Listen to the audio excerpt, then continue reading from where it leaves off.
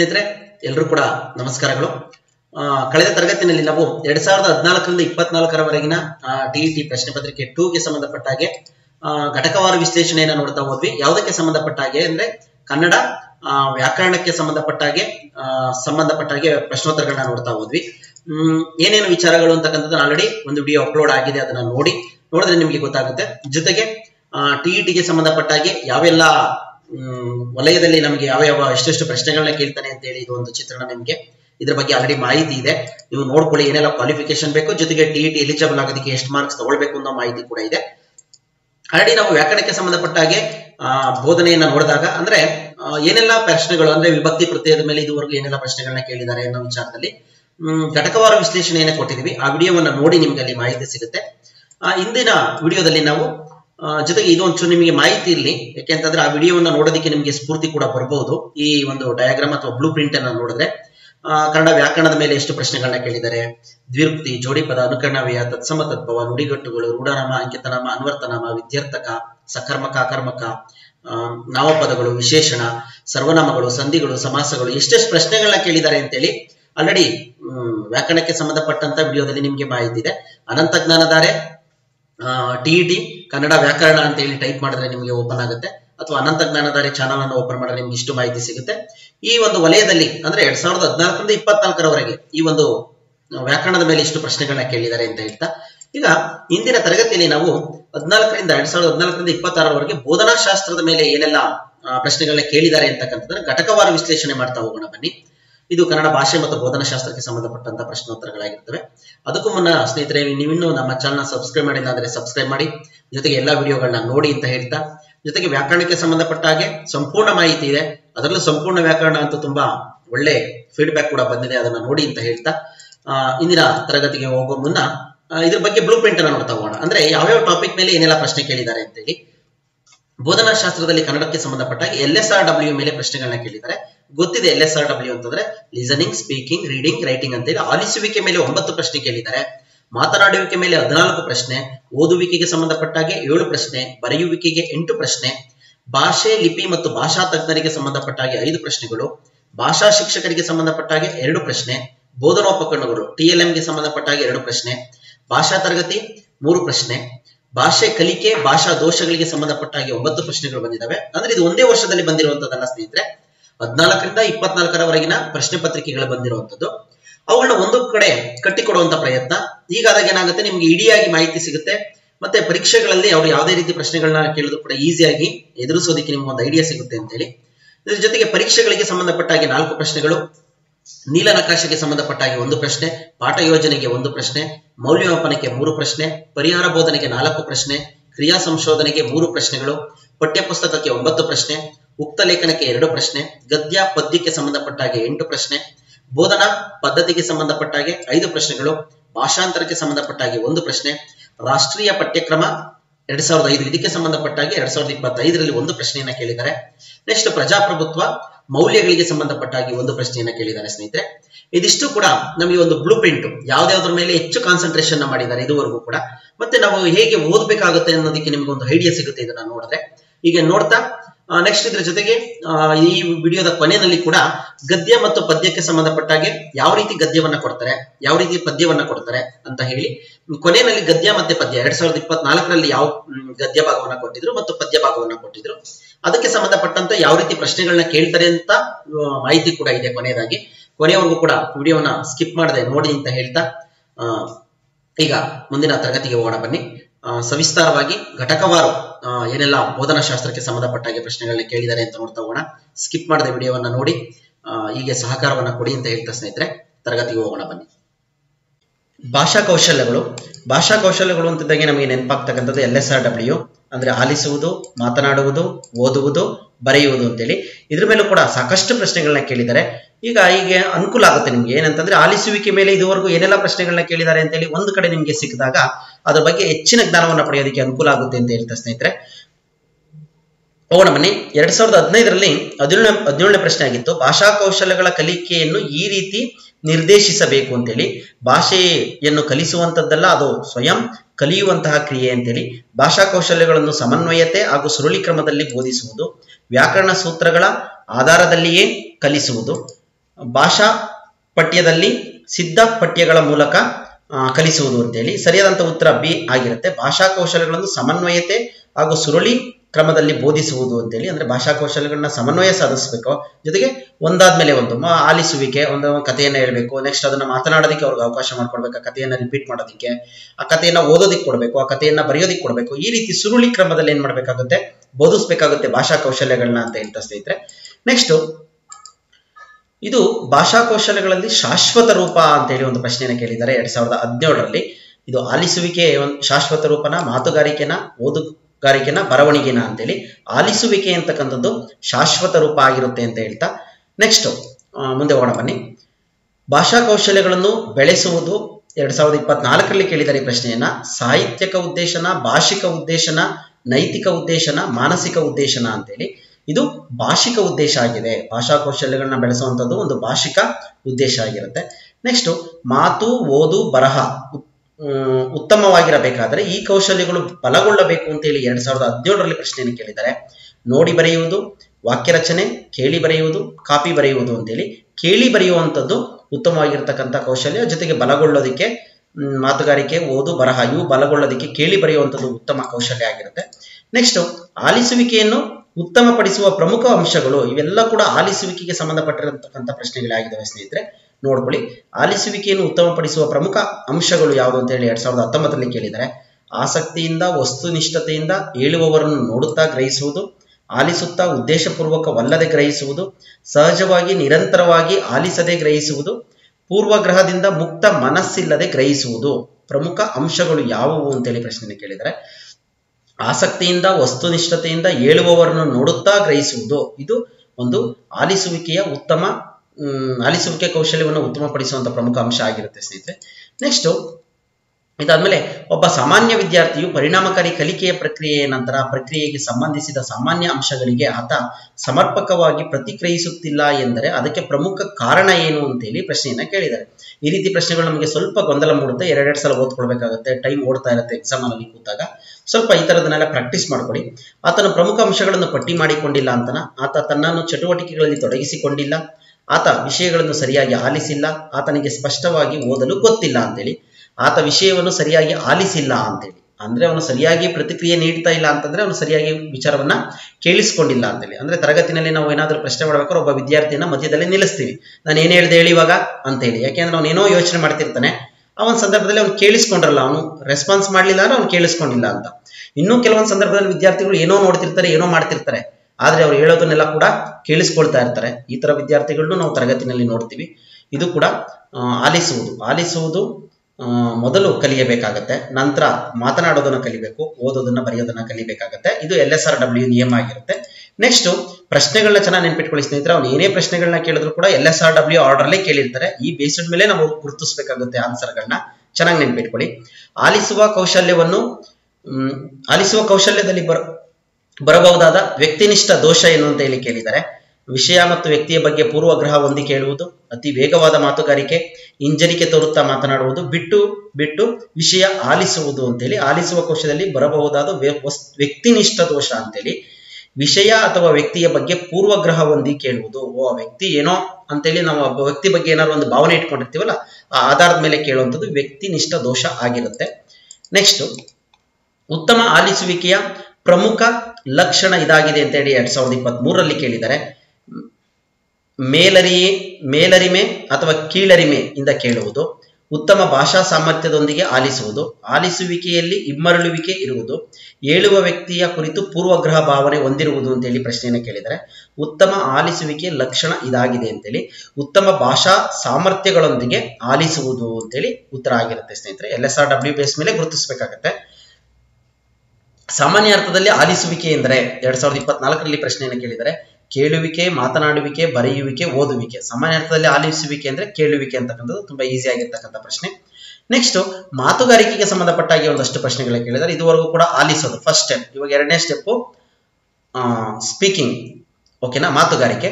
ಈ ಕೆಳಗಿನ ಹೇಳಿಕೆಗಳಲ್ಲಿ ಉತ್ತಮ ಮಾತುಗಾರಿಕೆಯ ಪ್ರಮುಖ ಲಕ್ಷಣಗಳು ಇವು ಅಂತೇಳಿ 2014ರಲ್ಲಿ ಕೇಳಿದರೆ ಸ್ಪಷ್ಟವಾದ ಉಚ್ಚಾರಣೆಯೊಂದಿಗೆ ಸರಾಗವಾಗಿ ಮಾತನಾಡುವುದು, ಮಾತಿನ ದಾಟಿಯಲ್ಲಿ ಏರಿಳಿತದೊಂದಿಗೆ ಮಾತನಾಡುವುದು, ಭಾವಪೂರ್ಣವಾಗಿ ಏಕತಾನತೆಯಿಂದ ಮಾತನಾಡತಕ್ಕಂಥದ್ದು, ಅರ್ಥಪೂರ್ಣವಾಗಿ ವ್ಯಾಕರಣಬದ್ಧವಾಗಿ ಮಾತನಾಡುವುದು ಅಂತೇಳಿ, ಸ್ಪಷ್ಟ ಉಚ್ಚಾರಣೆಯೊಂದಿಗೆ ಸರಾಗವಾಗಿ ಮಾತನಾಡ್ತಕ್ಕಂಥದ್ದು ಕೆಳಗಿನ ಹೇಳಿಕೆಗಳಲ್ಲಿ ಉತ್ತಮವಾಗಿರ್ತಕ್ಕಂಥ ಮಾತುಗಾರಿಕೆಯ ಪ್ರಮುಖ ಲಕ್ಷಣ ಆಗಿದೆ ಅಂತೇಳಿ.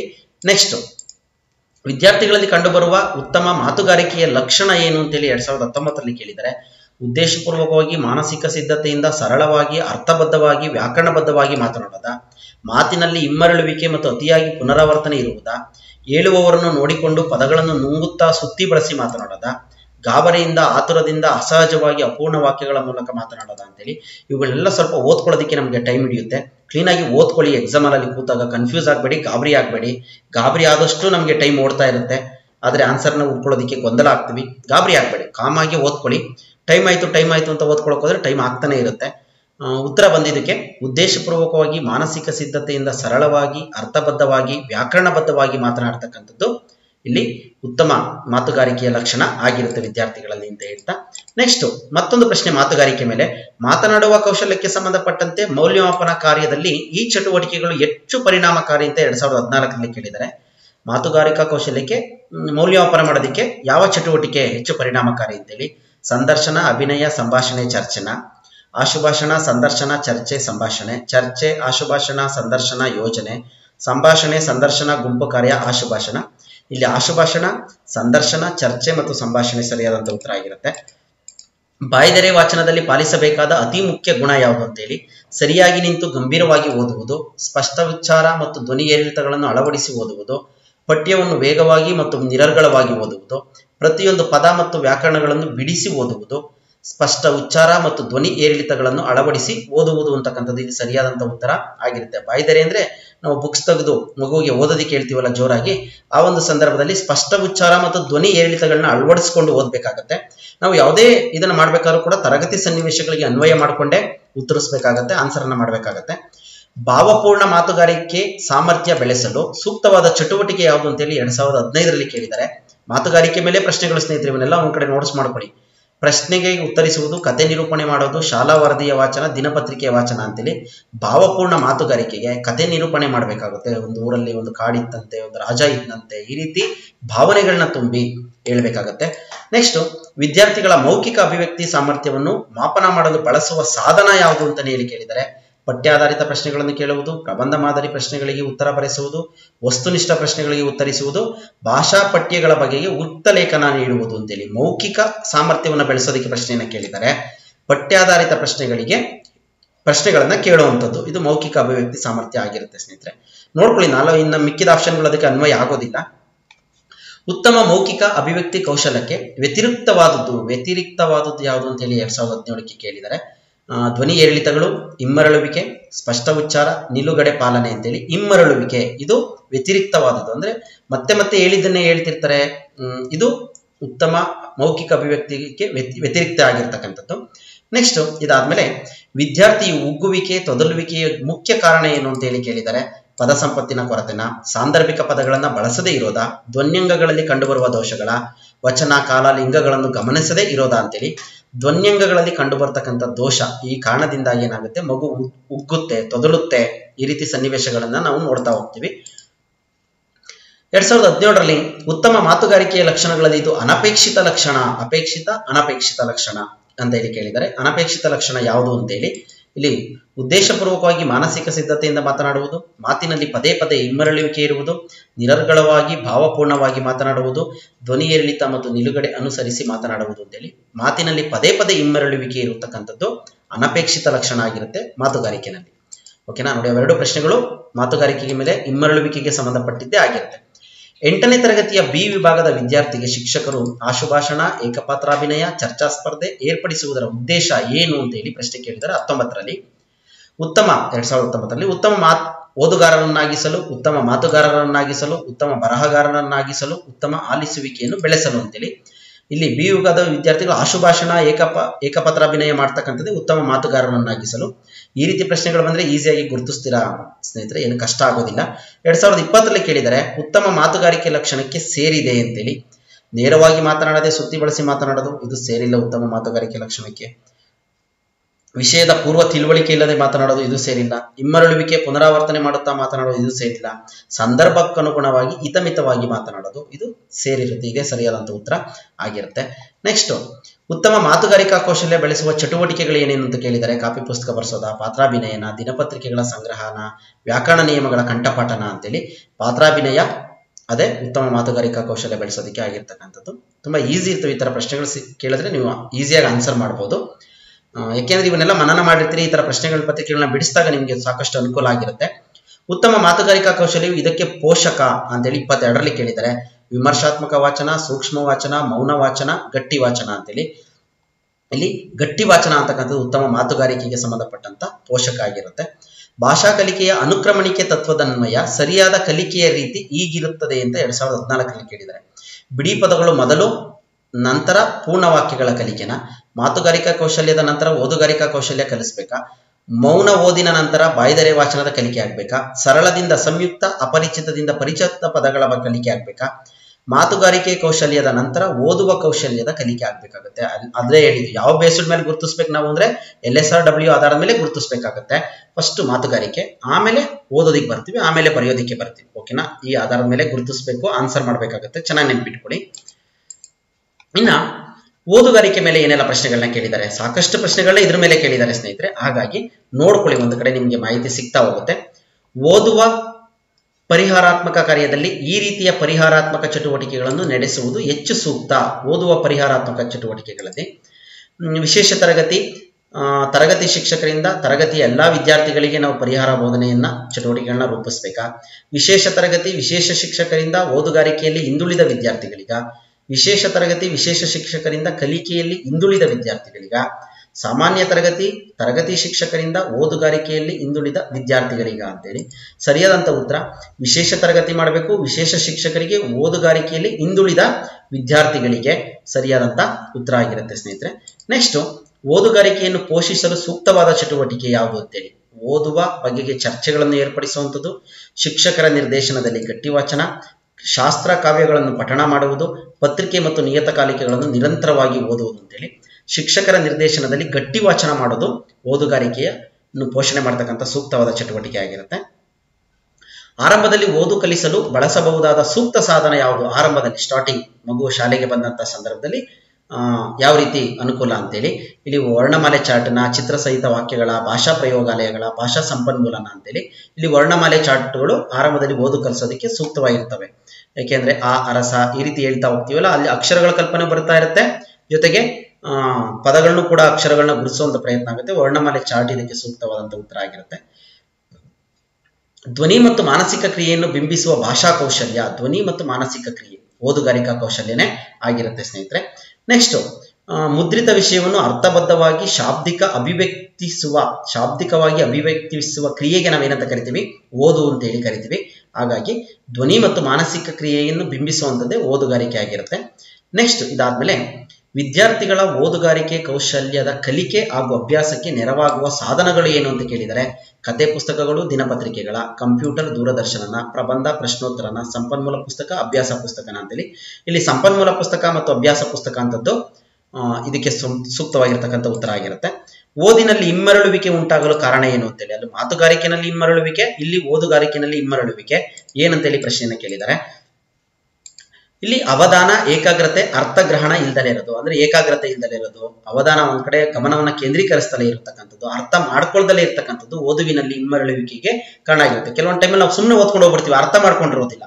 ಆ ಟೈಮಲ್ಲಿ ಇನ್ನೊಂದ್ಸಲ ಹೋಗಿ ಓದ್ತೀವಲ್ಲ, ಅದೇ ಅರ್ಥಗ್ರಹಣ ಇಲ್ಲದೆ ಇರ್ತಕ್ಕಂಥದ್ದಾಗಿರುತ್ತೆ.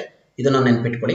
ನೆಕ್ಸ್ಟ್, ಮುದ್ರಿತ ವಿಷಯವನ್ನು ವೇಗವಾಗಿ ಓದುತ್ತಾ ಅದೇ ವೇಗದಲ್ಲಿ ಅರ್ಥ ಮಾಡಿಕೊಳ್ಳುವ ಓದುಗಾರಿಕೆಯ ವಿಧಾನ. ಒಂದು ಸ್ಪೀಡಲ್ಲಿ ಓದ್ತಾ ಇರ್ತೀವಿ, ಅದೇ ಸ್ಪೀಡಲ್ಲಿ ಅರ್ಥ ಮಾಡ್ಕೊಳ್ತಕ್ಕಂಥದ್ದು ಏನು ಅಂತಂದ್ರೆ ವೇಗವರ್ಧಿತ ಓದು ಅಂತ ಆಗಿರುತ್ತೆ ಸ್ನೇಹಿತರೆ. ಗಟ್ಟಿ ಓದುನ, ವಿಷಯ ಸಂಗ್ರಹ ಓದುನ, ವಿಮರ್ಶಾತ್ಮಕ ಓದುನ, ವೇಗವರ್ಧಿತ, ಅದು ವೇಗವರ್ಧಿತ ಓದು ಆಗಿರುತ್ತೆ. ನೆಕ್ಸ್ಟ್, ಬರವಣಿಗೆಗೆ ಸಂಬಂಧಪಟ್ಟಾಗ ಏನೆಲ್ಲ ಪ್ರಶ್ನೆಗಳನ್ನ ಕೇಳಿದ್ದಾರೆ ನೋಡ್ತಾ ಹೋಗೋಣ ಬನ್ನಿ. ಕ್ರಮವಾದ ಬರವಣಿಗೆಯನ್ನು ಕಲಿಸುವ ಮುಂಚೆ ಚಿತ್ರಗಳನ್ನು ಬರೆಸುವುದನ್ನು ಕಲಿಯಿರಿ ಎಂದು ಹೇಳಿದವರು ಯಾರು ಅಂತೇಳಿ ಬರವಣಿಗೆಗೆ ಸಂಬಂಧಪಟ್ಟ 2017ರಲ್ಲಿ ಒಂದು ಪ್ರಶ್ನೆಯನ್ನು ಕೇಳಿದ್ದಾರೆ. ಈ ರೀತಿ ಹೇಳಿದಂಥವ್ರು ಯಾರು ಅಂದ್ರೆ ಮರಿಯಾ ಮಾಂಟಿಸೋರಿ ಸಿಸ್ಟಮ್ ಅಂತ ಹೇಳಿ ಕರಿತೀವಲ್ಲ, ಆ ಸಿಸ್ಟಮ್ ಅಲ್ಲಿ ಅವ್ರು ಈ ರೀತಿ ಹೇಳಿಕೆಗಳನ್ನ ಕೇಳಿದ್ದಾರೆ. ಅಂದ್ರೆ ಕ್ರಮವಾದ ಬರವಣಿಗೆಗಳನ್ನು ಕಲಿಸೋ ಮುಂದೆ ಚಿತ್ರಗಳನ್ನ ಬರೆಸೋದನ್ನ ಕಲಿಸಬೇಕು ಅಂತ ಮಾಂಟೆಸರಿ ಸಿಸ್ಟಮ್ ಅಲ್ಲಿ ಹೇಳಿದ್ದಾರೆ. ಕನ್ನಡದಲ್ಲಿ ಉತ್ತಮ ಕೈ ಬರಹದ ಲಕ್ಷಣಗಳಿಗೆ ವ್ಯತಿರಿಕ್ತವಾದದ್ದು ಯಾವುದು ಅಂತ ಹೇಳಿ ಕೇಳಿದರೆ ಅಕ್ಷರಗಳು ಮತ್ತು ಪದಗಳ ನಡುವೆ ಜಾಗ ಬಿಡದೆ ಬರೆಯುವಂಥದ್ದು, ಇದು ವ್ಯತಿರಿಕ್ತವಾಗಿರ್ತಕ್ಕಂಥ ಲಕ್ಷಣ ಆಗಿರುತ್ತೆ. ಇನ್ನ ಸಮಗಾತ್ರದಲ್ಲಿ ಬರೆಯುವಂಥದ್ದು, ಅಕ್ಷರಗಳ ಜೋಡಣೆ ಈ ರೀತಿ ಇರಬೇಕು, ಅಕ್ಷರಗಳು ಮತ್ತು ಪದಗಳ ನಡುವೆ ಜಾಗ ಬಿಟ್ಟು ಬರೀಬೇಕು, ಇವೆಲ್ಲ ಕ್ರಮಬದ್ಧವಾದ ಜೋಡಣೆಗಳಾಗಿರ್ತವೆ. ಆದ್ರೆ ಅಕ್ಷರಗಳು ಮತ್ತು ಪದಗಳ ನಡುವೆ ಜಾಗ ಬಿಡದಲೆ ಬರೆಯೋದು ಅದು ವ್ಯತಿರಿಕ್ತ ಆಗಿರುತ್ತೆ ಬರವಣಿಗೆಗೆ. ವಿದ್ಯಾರ್ಥಿಗಳ ಲಿಖಿತ ಅಭಿವ್ಯಕ್ತಿ ಸಾಮರ್ಥ್ಯವನ್ನು ಮೌಲ್ಯಮಾಪನ ಮಾಡಲು ಇದು ಸೂಕ್ತ ಸಾಧನ ಅಂತ ಹೇಳಿ 2015ರಲ್ಲಿ ಕೇಳಿದ್ದಾರೆ. ಲಿಖಿತ ಅಭಿವ್ಯಕ್ತಿ ಸಾಮರ್ಥ್ಯ, ಲಿಖಿತ ರೈಟಿಂಗ್ ಅಲ್ಲಿ ಅದು ವಸ್ತುನಿಷ್ಠ ಪ್ರಶ್ನೆಗಳ, ಪ್ರಬಂಧ ಮಾದರಿ ಪ್ರಶ್ನೆಗಳ, ಪದ್ಯ ಕಂಠಪಾಠ ಮಾಡೋದ, ಕಾಪಿ ಪುಸ್ತಕ ಅಭ್ಯಾಸನ ಅಂತೇಳಿ. ಇಲ್ಲಿ ಪ್ರಬಂಧ ಮಾದರಿ ಪ್ರಶ್ನೆಗಳನ್ನ ಬರೆಸ್ತಂತ ಸಂದರ್ಭದಲ್ಲಿ ಅವರಿಗೆ ಲಿಖಿತ ಅಭಿವ್ಯಕ್ತಿ ಸಾಮರ್ಥ್ಯ ಏನಾಗುತ್ತೆ, ಅದರ ಸೂಕ್ತವಾದ ರೀತಿಯಲ್ಲಿ ಮೌಲ್ಯಮಾಪನ ಮಾಡೋದಕ್ಕೆ ನಮಗೆ ಒಂದು ಪ್ರಮುಖ ಸಾಧನ ಆಗಿರುತ್ತೆ. ನೆಕ್ಸ್ಟ್ 14ನೇ ಪ್ರಶ್ನೆ, ಕೆಳಗಿನವುಗಳಲ್ಲಿ ಬರವಣಿಗೆಗೆ ಸಂಬಂಧಿಸಿದ ಕೌಶಲ್ಯ ಇದಾಗಿದೆ ಅಂತೇಳಿ ಪ್ರಶ್ನೆಯನ್ನು ಕೇಳಿದ್ದಾರೆ. ಉತ್ತಮ ಶೈಲಿಯಲ್ಲಿ ಬರೆಯುವ ಕೌಶಲ್ಯ, ಮೌನವಾಗಿ ಓದಿ ವಿಷಯವನ್ನು ಗ್ರಹಿಸುವ ಸಾಮರ್ಥ್ಯ, ಕಿವಿಗೊಟ್ಟು ಧ್ವನಿಯನ್ನು ಗಮನಿಸಿ ಗ್ರಹಿಸುವುದು, ಕವನ ಭಾವಗೀತೆಗಳನ್ನು ರಾಗವಾಗಿ ಆಡುವ ಸಾಮರ್ಥ್ಯ ಅಂತೇಳಿ ಇಲ್ಲಿ ಉತ್ತಮ ಶೈಲಿಯಲ್ಲಿ ಬರೆಯುವ ಕೌಶಲ್ಯನೇ ಬರವಣಿಗೆಗೆ ಸಂಬಂಧಪಟ್ಟಿದ್ದಾಗಿರುತ್ತೆ ಸ್ನೇಹಿತರೆ. ಕೈ ಬರಹದಲ್ಲಿ ಕಂಡುಬರುವ ದೋಷ ಏನು ಅಂತ ಕೇಳಿದ್ದಾರೆ 2022ರಲ್ಲಿ. ಸಂಭಾಷಣೆಯ ದೋಷ, ಉಚ್ಚಾರದ ದೋಷ, ಕಾಗುಣಿತ ದೋಷ, ಉಗ್ಗುವಿಕೆ, ಕಾಗುಣಿತ ದೋಷ ಈಸಿ ಆಗಿದೆ. ನೆಕ್ಸ್ಟ್, ಒಂದು ವಿಷಯವನ್ನು ಕುರಿತಂತೆ ಪಠ್ಯ ಲೇಖನವನ್ನು ಭಾವ ಅರ್ಥ ಕೆಡದಂತೆ ಸಾರಾ ಸಂಗ್ರಹಿಸಿ ಬರೆಯುವುದೇ ಅಂತ ಕೇಳಿದರೆ ವಿಸ್ತೃತ ಬರವಣಿಗೆ. ನೋಡಿ, ಈ ತರ ಪ್ರಶ್ನೆಗಳು ಸ್ವಲ್ಪ ಕನ್ಫ್ಯೂಸ್ ನಮಗೆ. ಸೃಜನಶೀಲ ಬರವಣಿಗೆ, ಟಿಪ್ಪಣಿ ಬರಹ, ಸಂಕ್ಷೇಪ ಬರಹ ಅಂತೇಳಿ ಸಂಕ್ಷೇಪ ಬರಹಗಳಾಗಿರ್ತವೆ. ಒಂದು ವಿಷಯವನ್ನು ಕುರಿತಂತೆ ಪಠ್ಯ ಲೇಖನವನ್ನು ಭಾವ ಅರ್ಥ ಕೆಡದಂತೆ ಸಾರಾ ಸಂಗ್ರಹಿಸಿ ಬರೆಯುವುದೇ ಸಂಕ್ಷೇಪ ಬರವಣಿಗೆ ಆಗಿರ್ತವೆ. ನೆಕ್ಸ್ಟ್, ಉತ್ತಮ ಕೈ ಬರಹದ ಲಕ್ಷಣ 23ರಲ್ಲಿ ಕೇಳಿರ್ತಕ್ಕಂಥದ್ದು ಕಾಗುಣಿತ ಕ್ರಮಬದ್ಧತೆಯಿಂದ ಬರೀತಕ್ಕಂಥದ್ದೇ ಉತ್ತಮ ಕೈ ಬರಹದ ಲಕ್ಷಣ ಆಗಿರುತ್ತೆ. ಅಂದ್ರೆ ಅಕ್ಷರಗಳ ಗಾತ್ರ ಚಿಕ್ಕದು ದೊಡ್ಡದೇ ಮಾಡಿ ಬರೆಯುವಂಥದ್ದು ಅದು ಲಕ್ಷಣ ಆಗಿರೋದಿಲ್ಲ, ನೋಡ್ಕೊಡಿ. ನೆಕ್ಸ್ಟ್, ಬರವಣಿಗೆಯ ಕೌಶಲ್ಯ ಸಂವರ್ಧನೆಗೆ ಈ ಚಟುವಟಿಕೆ ಸೂಕ್ತವಾದುದಲ್ಲ ಅಂತೇಳಿ 2023ರಲ್ಲಿ ಕೇಳಿದ್ದಾರೆ. ಗಾದೆ ವಿಸ್ತರಣೆನ, ಪತ್ರ ಲೇಖನನ, ಪರಸ್ಪರ ಸಂಭಾಷಣೆ ಏರ್ಪಡಿಸೋದು, ಪ್ರಬಂಧ ರಚನೆ. ಪರಸ್ಪರ ಸಂಭಾಷಣೆ ಈಸಿ ಆಗಿದೆ, ಏನು ಸಮಸ್ಯೆ ಇಲ್ಲ. ನೆಕ್ಸ್ಟ್, ಇನ್ನ ಇದುವರೆಗೂ ಕೂಡ LSRW ಬಗ್ಗೆ ತಿಳ್ಕೊಂಡ್ವಿ. ಈಗ ಭಾಷೆ ಮತ್ತು ಲಿಪಿ, ಭಾಷಾ ತಜ್ಞರ ಮೇಲೆ ಏನೆಲ್ಲ ಪ್ರಶ್ನೆಗಳನ್ನ ಕೇಳಿದ್ದಾರೆ ಅಂತ ನೋಡ್ತಾ ಹೋಗೋಣ ಬನ್ನಿ ಸ್ನೇಹಿತರೆ. ಮನುಷ್ಯನ ಯೋಚನೆಗಳನ್ನು ಅಭಿವ್ಯಕ್ತಗೊಳಿಸುವ ಸಲುವಾಗಿ ಇರುವ ಒಂದು ಶಬ್ದ ಸಂಯೋಜನಾ ಮಾಧ್ಯಮವೇ ಭಾಷೆ ಅಂತ ಹೇಳಿದಂಥದ್ದು ಯಾರು ಅಂತೇಳಿ ಆಕ್ಸ್ಫರ್ಡ್ ನಿಘಂಟು ಹೇಳಿರ್ತಕ್ಕಂಥದ್ದು. ಮನುಷ್ಯನ ಯೋಚನೆಗಳನ್ನು ಅಭಿವ್ಯಕ್ತಗೊಳಿಸುವ ಸಲುವಾಗಿ ಇರುವ ಒಂದು ಶಬ್ದ ಸಂವಹನ ಮಾಧ್ಯಮವೇ ಭಾಷೆ ಅಂತ ಹೇಳಿರ್ತಕ್ಕಂಥದ್ದು ಆಕ್ಸ್ಫರ್ಡ್ ನಿಘಂಟು. ಹೇಳಿಕೆಗಳನ್ನ ಕೇಳಿದ ಡೆಫಿನೇಷನ್ ನೋಡ್ಕೊಡಿ. ನೆಕ್ಸ್ಟ್, ಭಾಷೆ ಎನ್ನುವುದು ಅಭಿಪ್ರಾಯಗಳ ಅಭಿವ್ಯಕ್ತಿಯ ಒಂದು ವಿಧಾನ ಅಲ್ಲ, ಅದೊಂದು ರೀತಿಯ ಆಲೋಚನೆ ಎಂದು ಹೇಳಿದವರು ಯಾರು ಅಂತೇಳಿ ಈ ಭಾಷೆಗೆ ಸಂಬಂಧಪಟ್ಟ ಹಾಗೆ ಭಾಷಾ ತಜ್ಞರು ಏನೇನು ಹೇಳಿದ್ದಾರೆ ಅಂತೇಳಿ 2019ರಲ್ಲಿ ಕೇಳಿರ್ತಕ್ಕಂಥ ಪ್ರಶ್ನೆ. ಎರ್ದಮನ್ ಅಂತಕ್ಕಂಥವ್ರು ಈ ಒಂದು ವಿಚಾರವನ್ನ ಹೇಳಿದ್ದಾರೆ, ನೋಡ್ಕೊಳ್ಳಿ. ಯಾಕೆಂದ್ರೆ ಇವ್ರ ಬಗ್ಗೆ ಎಲ್ಲ ನಾವು ಓದ್ಕೊಳ್ಬೇಕಾಗತ್ತೆ, ಮುಂದಿನ ದಿನಗಳ ಪರೀಕ್ಷೆಗಳಲ್ಲಿ ಕೇಳಬಹುದು. ಶ್ರಮ ಪರಿಹಾರ ಸಿದ್ಧಾಂತದ ಪ್ರತಿಪಾದಕರು ಯಾರು ಅಂತೇಳಿ ಕೇಳಿದ್ದಾರೆ. ಬ್ಲಾಕ್ ಟೈಗರ್, ನೊಯಿರಿ, ಎಬ್ಬಿಂಗ್ಹೌಸ್, ರಾಯ್ ಅಂತೇಳಿ. ಇಲ್ಲಿ ನೊಯಿರಿ ಅಂತಕ್ಕಂಥದ್ದು ಸರಿಯಾದಂತ ಉತ್ತರ ಆಗಿರುತ್ತೆ. ಶ್ರಮ ಪರಿಹಾರ ಸಿದ್ಧಾಂತವನ್ನ ಹೇಳಿದಂಥವ್ರು ನೊಯಿರಿ ಅವರು. ಅಶೋಕನ ಕಾಲದ ಬ್ರಾಹ್ಮಿ ಲಿಪಿ, ಕದಂಬರ ಗತವೈಭವ ಮತ್ತು ರಾಮಾಯಣದ ಕಥೆಗಳು ಮೂರ್ತ ರೂಪದಿಂದ ಶಾಶ್ವತವಾಗಿ ತಿಳಿಯಲ್ಪಟ್ಟಿರುತ್ತವೆ ಅಂತಂದ್ರೆ ವಿಷಯ ಸಂಗ್ರಹಣೆನ, ವಿಷಯ ಬರವಣಿಗೆಯಿಂದನ, ವಿಷಯ ಓದುಗಾರಿಕೆಯಿಂದನ, ವಿಷಯ ಮಾತುಗಾರಿಕೆಯಿಂದನ ಅಂತೇಳಿ ವಿಷಯ ಬರವಣಿಗೆಯಿಂದ ಅವನ್ನೆಲ್ಲ ಬರೆದಿಟ್ಟಿದ್ದಾರೆ. ಅದಕ್ಕೆ ಅದು ನಮಗೆ ಮೂರ್ತವಾಗಿರುತ್ತೆ, ಓಕೆನಾ, ಅಂದ್ರೆ ಕಣ್ಣಿಗೆ ಕಾಣ್ತಾ ಇರುತ್ತೆ. ಹಾಗಾಗಿ ಈ ರೀತಿ ನಾವು ಇದನ್ನ ಸೂಕ್ಷ್ಮವಾಗಿ ಗಮನಿಸಬೇಕಾಗುತ್ತೆ ಈ ತರ ಪ್ರಶ್ನೆಗಳನ್ನ. ನೆಕ್ಸ್ಟ್, ಭಾಷೆ ಎಂದರೆ ಧ್ವನಿ ಸಂಕೇತಗಳಿಂದ ಮನುಷ್ಯನ ವಿಚಾರಗಳನ್ನು ಅಭಿವ್ಯಕ್ತಗೊಳಿಸುವ ಸಾಧನ ಎಂದು ಹೇಳಿದವರು ಯಾರು ಅಂತೇಳಿ 24ರಲ್ಲಿ ಕೇಳಿದ್ದಾರೆ. 2024ರಲ್ಲಿ ಚೆನ್ನಾಗಿ ನೆನಪಿಟ್ಕೊಳ್ಳಿ. ಈ ರೀತಿ ಹೇಳಿದಂಥವ್ರು ಪ್ಲೇಟೋ. ಭಾಷೆ ಎಂದರೆ ಧ್ವನಿ ಸಂಕೇತಗಳಿಂದ ಮನುಷ್ಯರ ವಿಚಾರಗಳನ್ನು ಅಭಿವ್ಯಕ್ತಗೊಳಿಸುವ ಸಾಧನ ಅಂತೇಳಿ ಪ್ಲೇಟೋ ಹೇಳಿದ್ದಾರೆ. ಹಾಗಾಗಿ ಇವರು ಎಲ್ಲ ಡೆಫಿನೇಷನ್ಗಳನ್ನ ನೆನ್ಪಿಟ್ಕೊಳ್ಳಿ, ಒಂದ್ಸಲ ಓದಿ, ಒಂದ್ಸಲ ಅರ್ಥ ಆಗುತ್ತೆ ನಿಮಗೆ. ಇನ್ನ ಭಾಷಾ ಶಿಕ್ಷಕರ ಮೇಲಿನ ಪ್ರಶ್ನೆಗಳು ಏನ್ ಕೇಳಿದರೆ ಭಾಷಾ ಶಿಕ್ಷಕರ ಮೇಲೆ ನೋಡ್ತಾ ಹೋಗೋಣ. ಬಹುಭಾಷಾ ಮಕ್ಕಳಿರುವ ತರಗತಿಗಳಲ್ಲಿ ಭಾಷಾ ಶಿಕ್ಷಕ ಹೊಂದಿರಬೇಕಾದ ಅಪೇಕ್ಷಿತ ಧೋರಣೆ ಇದಾಗಿರಬೇಕು ಅಂತೇಳಿ ಕೇಳಿದ್ದಾರೆ. ಈಗಿರಬೇಕಾದದ್ದು, ಹೀಗೆ ಇರಬೇಕಾದದ್ದು. ಬಹುಭಾಷಾ ವಿದ್ಯಾರ್ಥಿಗಳು ಭಾಷಾ ಬೋಧನೆಗೆ ಒಂದು ತೊಡಕು, ಅಂದ್ರೆ ಬೇರೆ ಬೇರೆ ಭಾಷೆ ಮಾತನಾಡೋ ಮಕ್ಕಳಿದ್ರೆ ಅಂತ ಮಕ್ಕಳಿಂದ ಒಂದು ಭಾಷಾ ತರಗತಿಗೆ ತೊಡಕುನ ಬಹುಭಾಷಾ ತರಗತಿಯ ಭಾಷಾ ಕಲಿಕೆಗೆ ಸಂಪನ್ಮೂಲ ಅಂತ ಹೇಳಿ ಭಾವಿಸ್ಬೇಕಾ, ಭಾವ ಪೂರ್ಣವಾಗಿ ಏಕತಾನತೆಯಿಂದ ಮಾತನಾಡಬೇಕಾ, ವಿವಿಧ ಭಾಷೆಗಳಿಗೆ ಪ್ರತ್ಯೇಕ ಬೋಧನಾ ವ್ಯವಸ್ಥೆ ಮಾಡ್ಬೇಕಂತ ಇಲ್ಲ, ಬಹುಭಾಷಾ ತರಗತಿಯ ಭಾಷಾ ಕಲಿಕೆಗೆ ಸಂಪನ್ಮೂಲ ಅಂತೇಳಿ ಬರ್ಸ್ಕೊಬೇಕಾಗುತ್ತೆ. ಯಾಕೆ ಅಂತಂದ್ರೆ ಬೇರೆ ಬೇರೆ ಭಾಷೆ ಮಕ್ಕಳಿದ್ದಾಗ ಬೇರೆ ಬೇರೆ ಭಾಷೆಗಳನ್ನ ಕಲಿಯುವಂಥದ್ದು, ಬೇರೆ ಬೇರೆ ಪದಗಳನ್ನ ಕಲಿಯುವಂತ ಸಾಧ್ಯತೆಗಳಿರುತ್ತೆ. ಹಾಗಾಗಿ ಅದನ್ನೊಂದು ನಾವು ಭಾಷಾ ಸಂಪನ್ಮೂಲ ಅಂತೇಳಿ ಭಾವಿಸ್ಬೇಕಾಗುತ್ತೆ. ಆಸ್ ಎ ಒಬ್ಬ ಲ್ಯಾಂಗ್ವೇಜ್ ಟೀಚರ್ ಆಗಿ. ಓಕೆನಾ. ನೆಕ್ಸ್ಟ್, ಬಹುಭಾಷಾ ಮಕ್ಕಳಿರುವ ತರಗತಿಯಲ್ಲಿ ಶಿಕ್ಷಕರು ಹೊಂದಿರಬೇಕಾದ ಆಶಯ ಏನು ಅಂತೇಳಿ 2015 ಕೇಳಿದರೆ, ವಿದ್ಯಾರ್ಥಿಗಳ ನಡುವೆ ಅಂತರ ಸಂಬಂಧ ಕುಸಿಯುತ್ತದ, ವೈಯಕ್ತಿಕ ಭಿನ್ನತೆಗಳನ್ನು ಗುರುತಿಸಲು ಪೋಷಿಸಲು ಸಾಧ್ಯವಿಲ್ವಾ, ವಿದ್ಯಾರ್ಥಿಗಳ ನಡುವೆ ಸಂವಹನ ಕ್ರಿಯೆ ಕ್ಷೀಣಿಸುತ್ತಾ ಅಂತೇಳಿ, ವಿದ್ಯಾರ್ಥಿಗಳ ನಡುವೆ ಭಾಷಾ ಸಾಮರಸ್ಯ ಬೆಳೆಯುತ್ತಾ ಅಂತ. ಸರಿಯಾದಂತ ಉತ್ತರ ವಿದ್ಯಾರ್ಥಿಗಳ ನಡುವೆ ಭಾಷಾ ಸಾಮರಸ್ಯ ಬೆಳೆಸಲು ನೆರವಾಗುತ್ತೆ ಬೇರೆ ಬೇರೆ ಭಾಷೆಯ ಮಕ್ಕಳಿದ್ರೆ ತರಗತಿನಲ್ಲಿ ಅಂತೇಳಿ. ಇದಾದ್ಮೇಲೆ TLM ಬೋಧನೋಪಕರಣಗಳಿಗೆ ಸಂಬಂಧಪಟ್ಟಾಗಿ ಏನ್ ಪ್ರಶ್ನೆ ಕೇಳಿದರೆ ನೋಡ್ತಾ ಹೋಗೋಣ ಬನ್ನಿ. ತರಗತಿಯಲ್ಲಿ ಶಿಕ್ಷಕರು ಪಾಠ ಮಾಡುವಾಗ ಕುವೆಂಪುರವರ ಬಾಲ್ಯ ಜೀವನ ಮತ್ತು ಸಾಧನೆಗಳ ವಿಡಿಯೋ ತೋರಿಸಿ ಮಹತ್ವ ಹೇಳುವುದು ಯಾವ ಬೋಧನೋಪಕರಣಗಳಿಗೆ ಉದಾಹರಣೆಯಾಗಿದೆ ಅಂತೇಳಿ. ಇದು ದೃಕ್ ಮತ್ತೆ ಶ್ರವಣ ಎರಡಕ್ಕೂ ಸಂಬಂಧಪಟ್ಟಂತಹ ಬೋಧನೋಪಕರಣ ಆಗಿರುತ್ತೆ ಸ್ನೇಹಿತರೆ. ನೆಕ್ಸ್ಟ್, ಸುಮಧುರ ಗೀತೆಗಳು, ಕವಿಗಳ ಭಾಷಣಗಳು, ಸಂದರ್ಶನಗಳನ್ನು ತರಗತಿಯಲ್ಲಿ ಆಲಿಸಲು ಬಳಸಬಹುದಾದ ಸಂಪನ್ಮೂಲ ಯಾವುದು ಅಂತಂದ್ರೆ ನಮಗೆ ಧ್ವನಿ ಸುರುಳಿಗಳು. ಅಂದ್ರೆ ಮೊದಲೆಲ್ಲ ಟೈಪ್ ರೆಕಾರ್ಡ್ಗಳು, ಇವತ್ತೆಲ್ಲ ಮೊಬೈಲ್ ಯೂಸ್ ಮಾಡ್ತೀವಿ.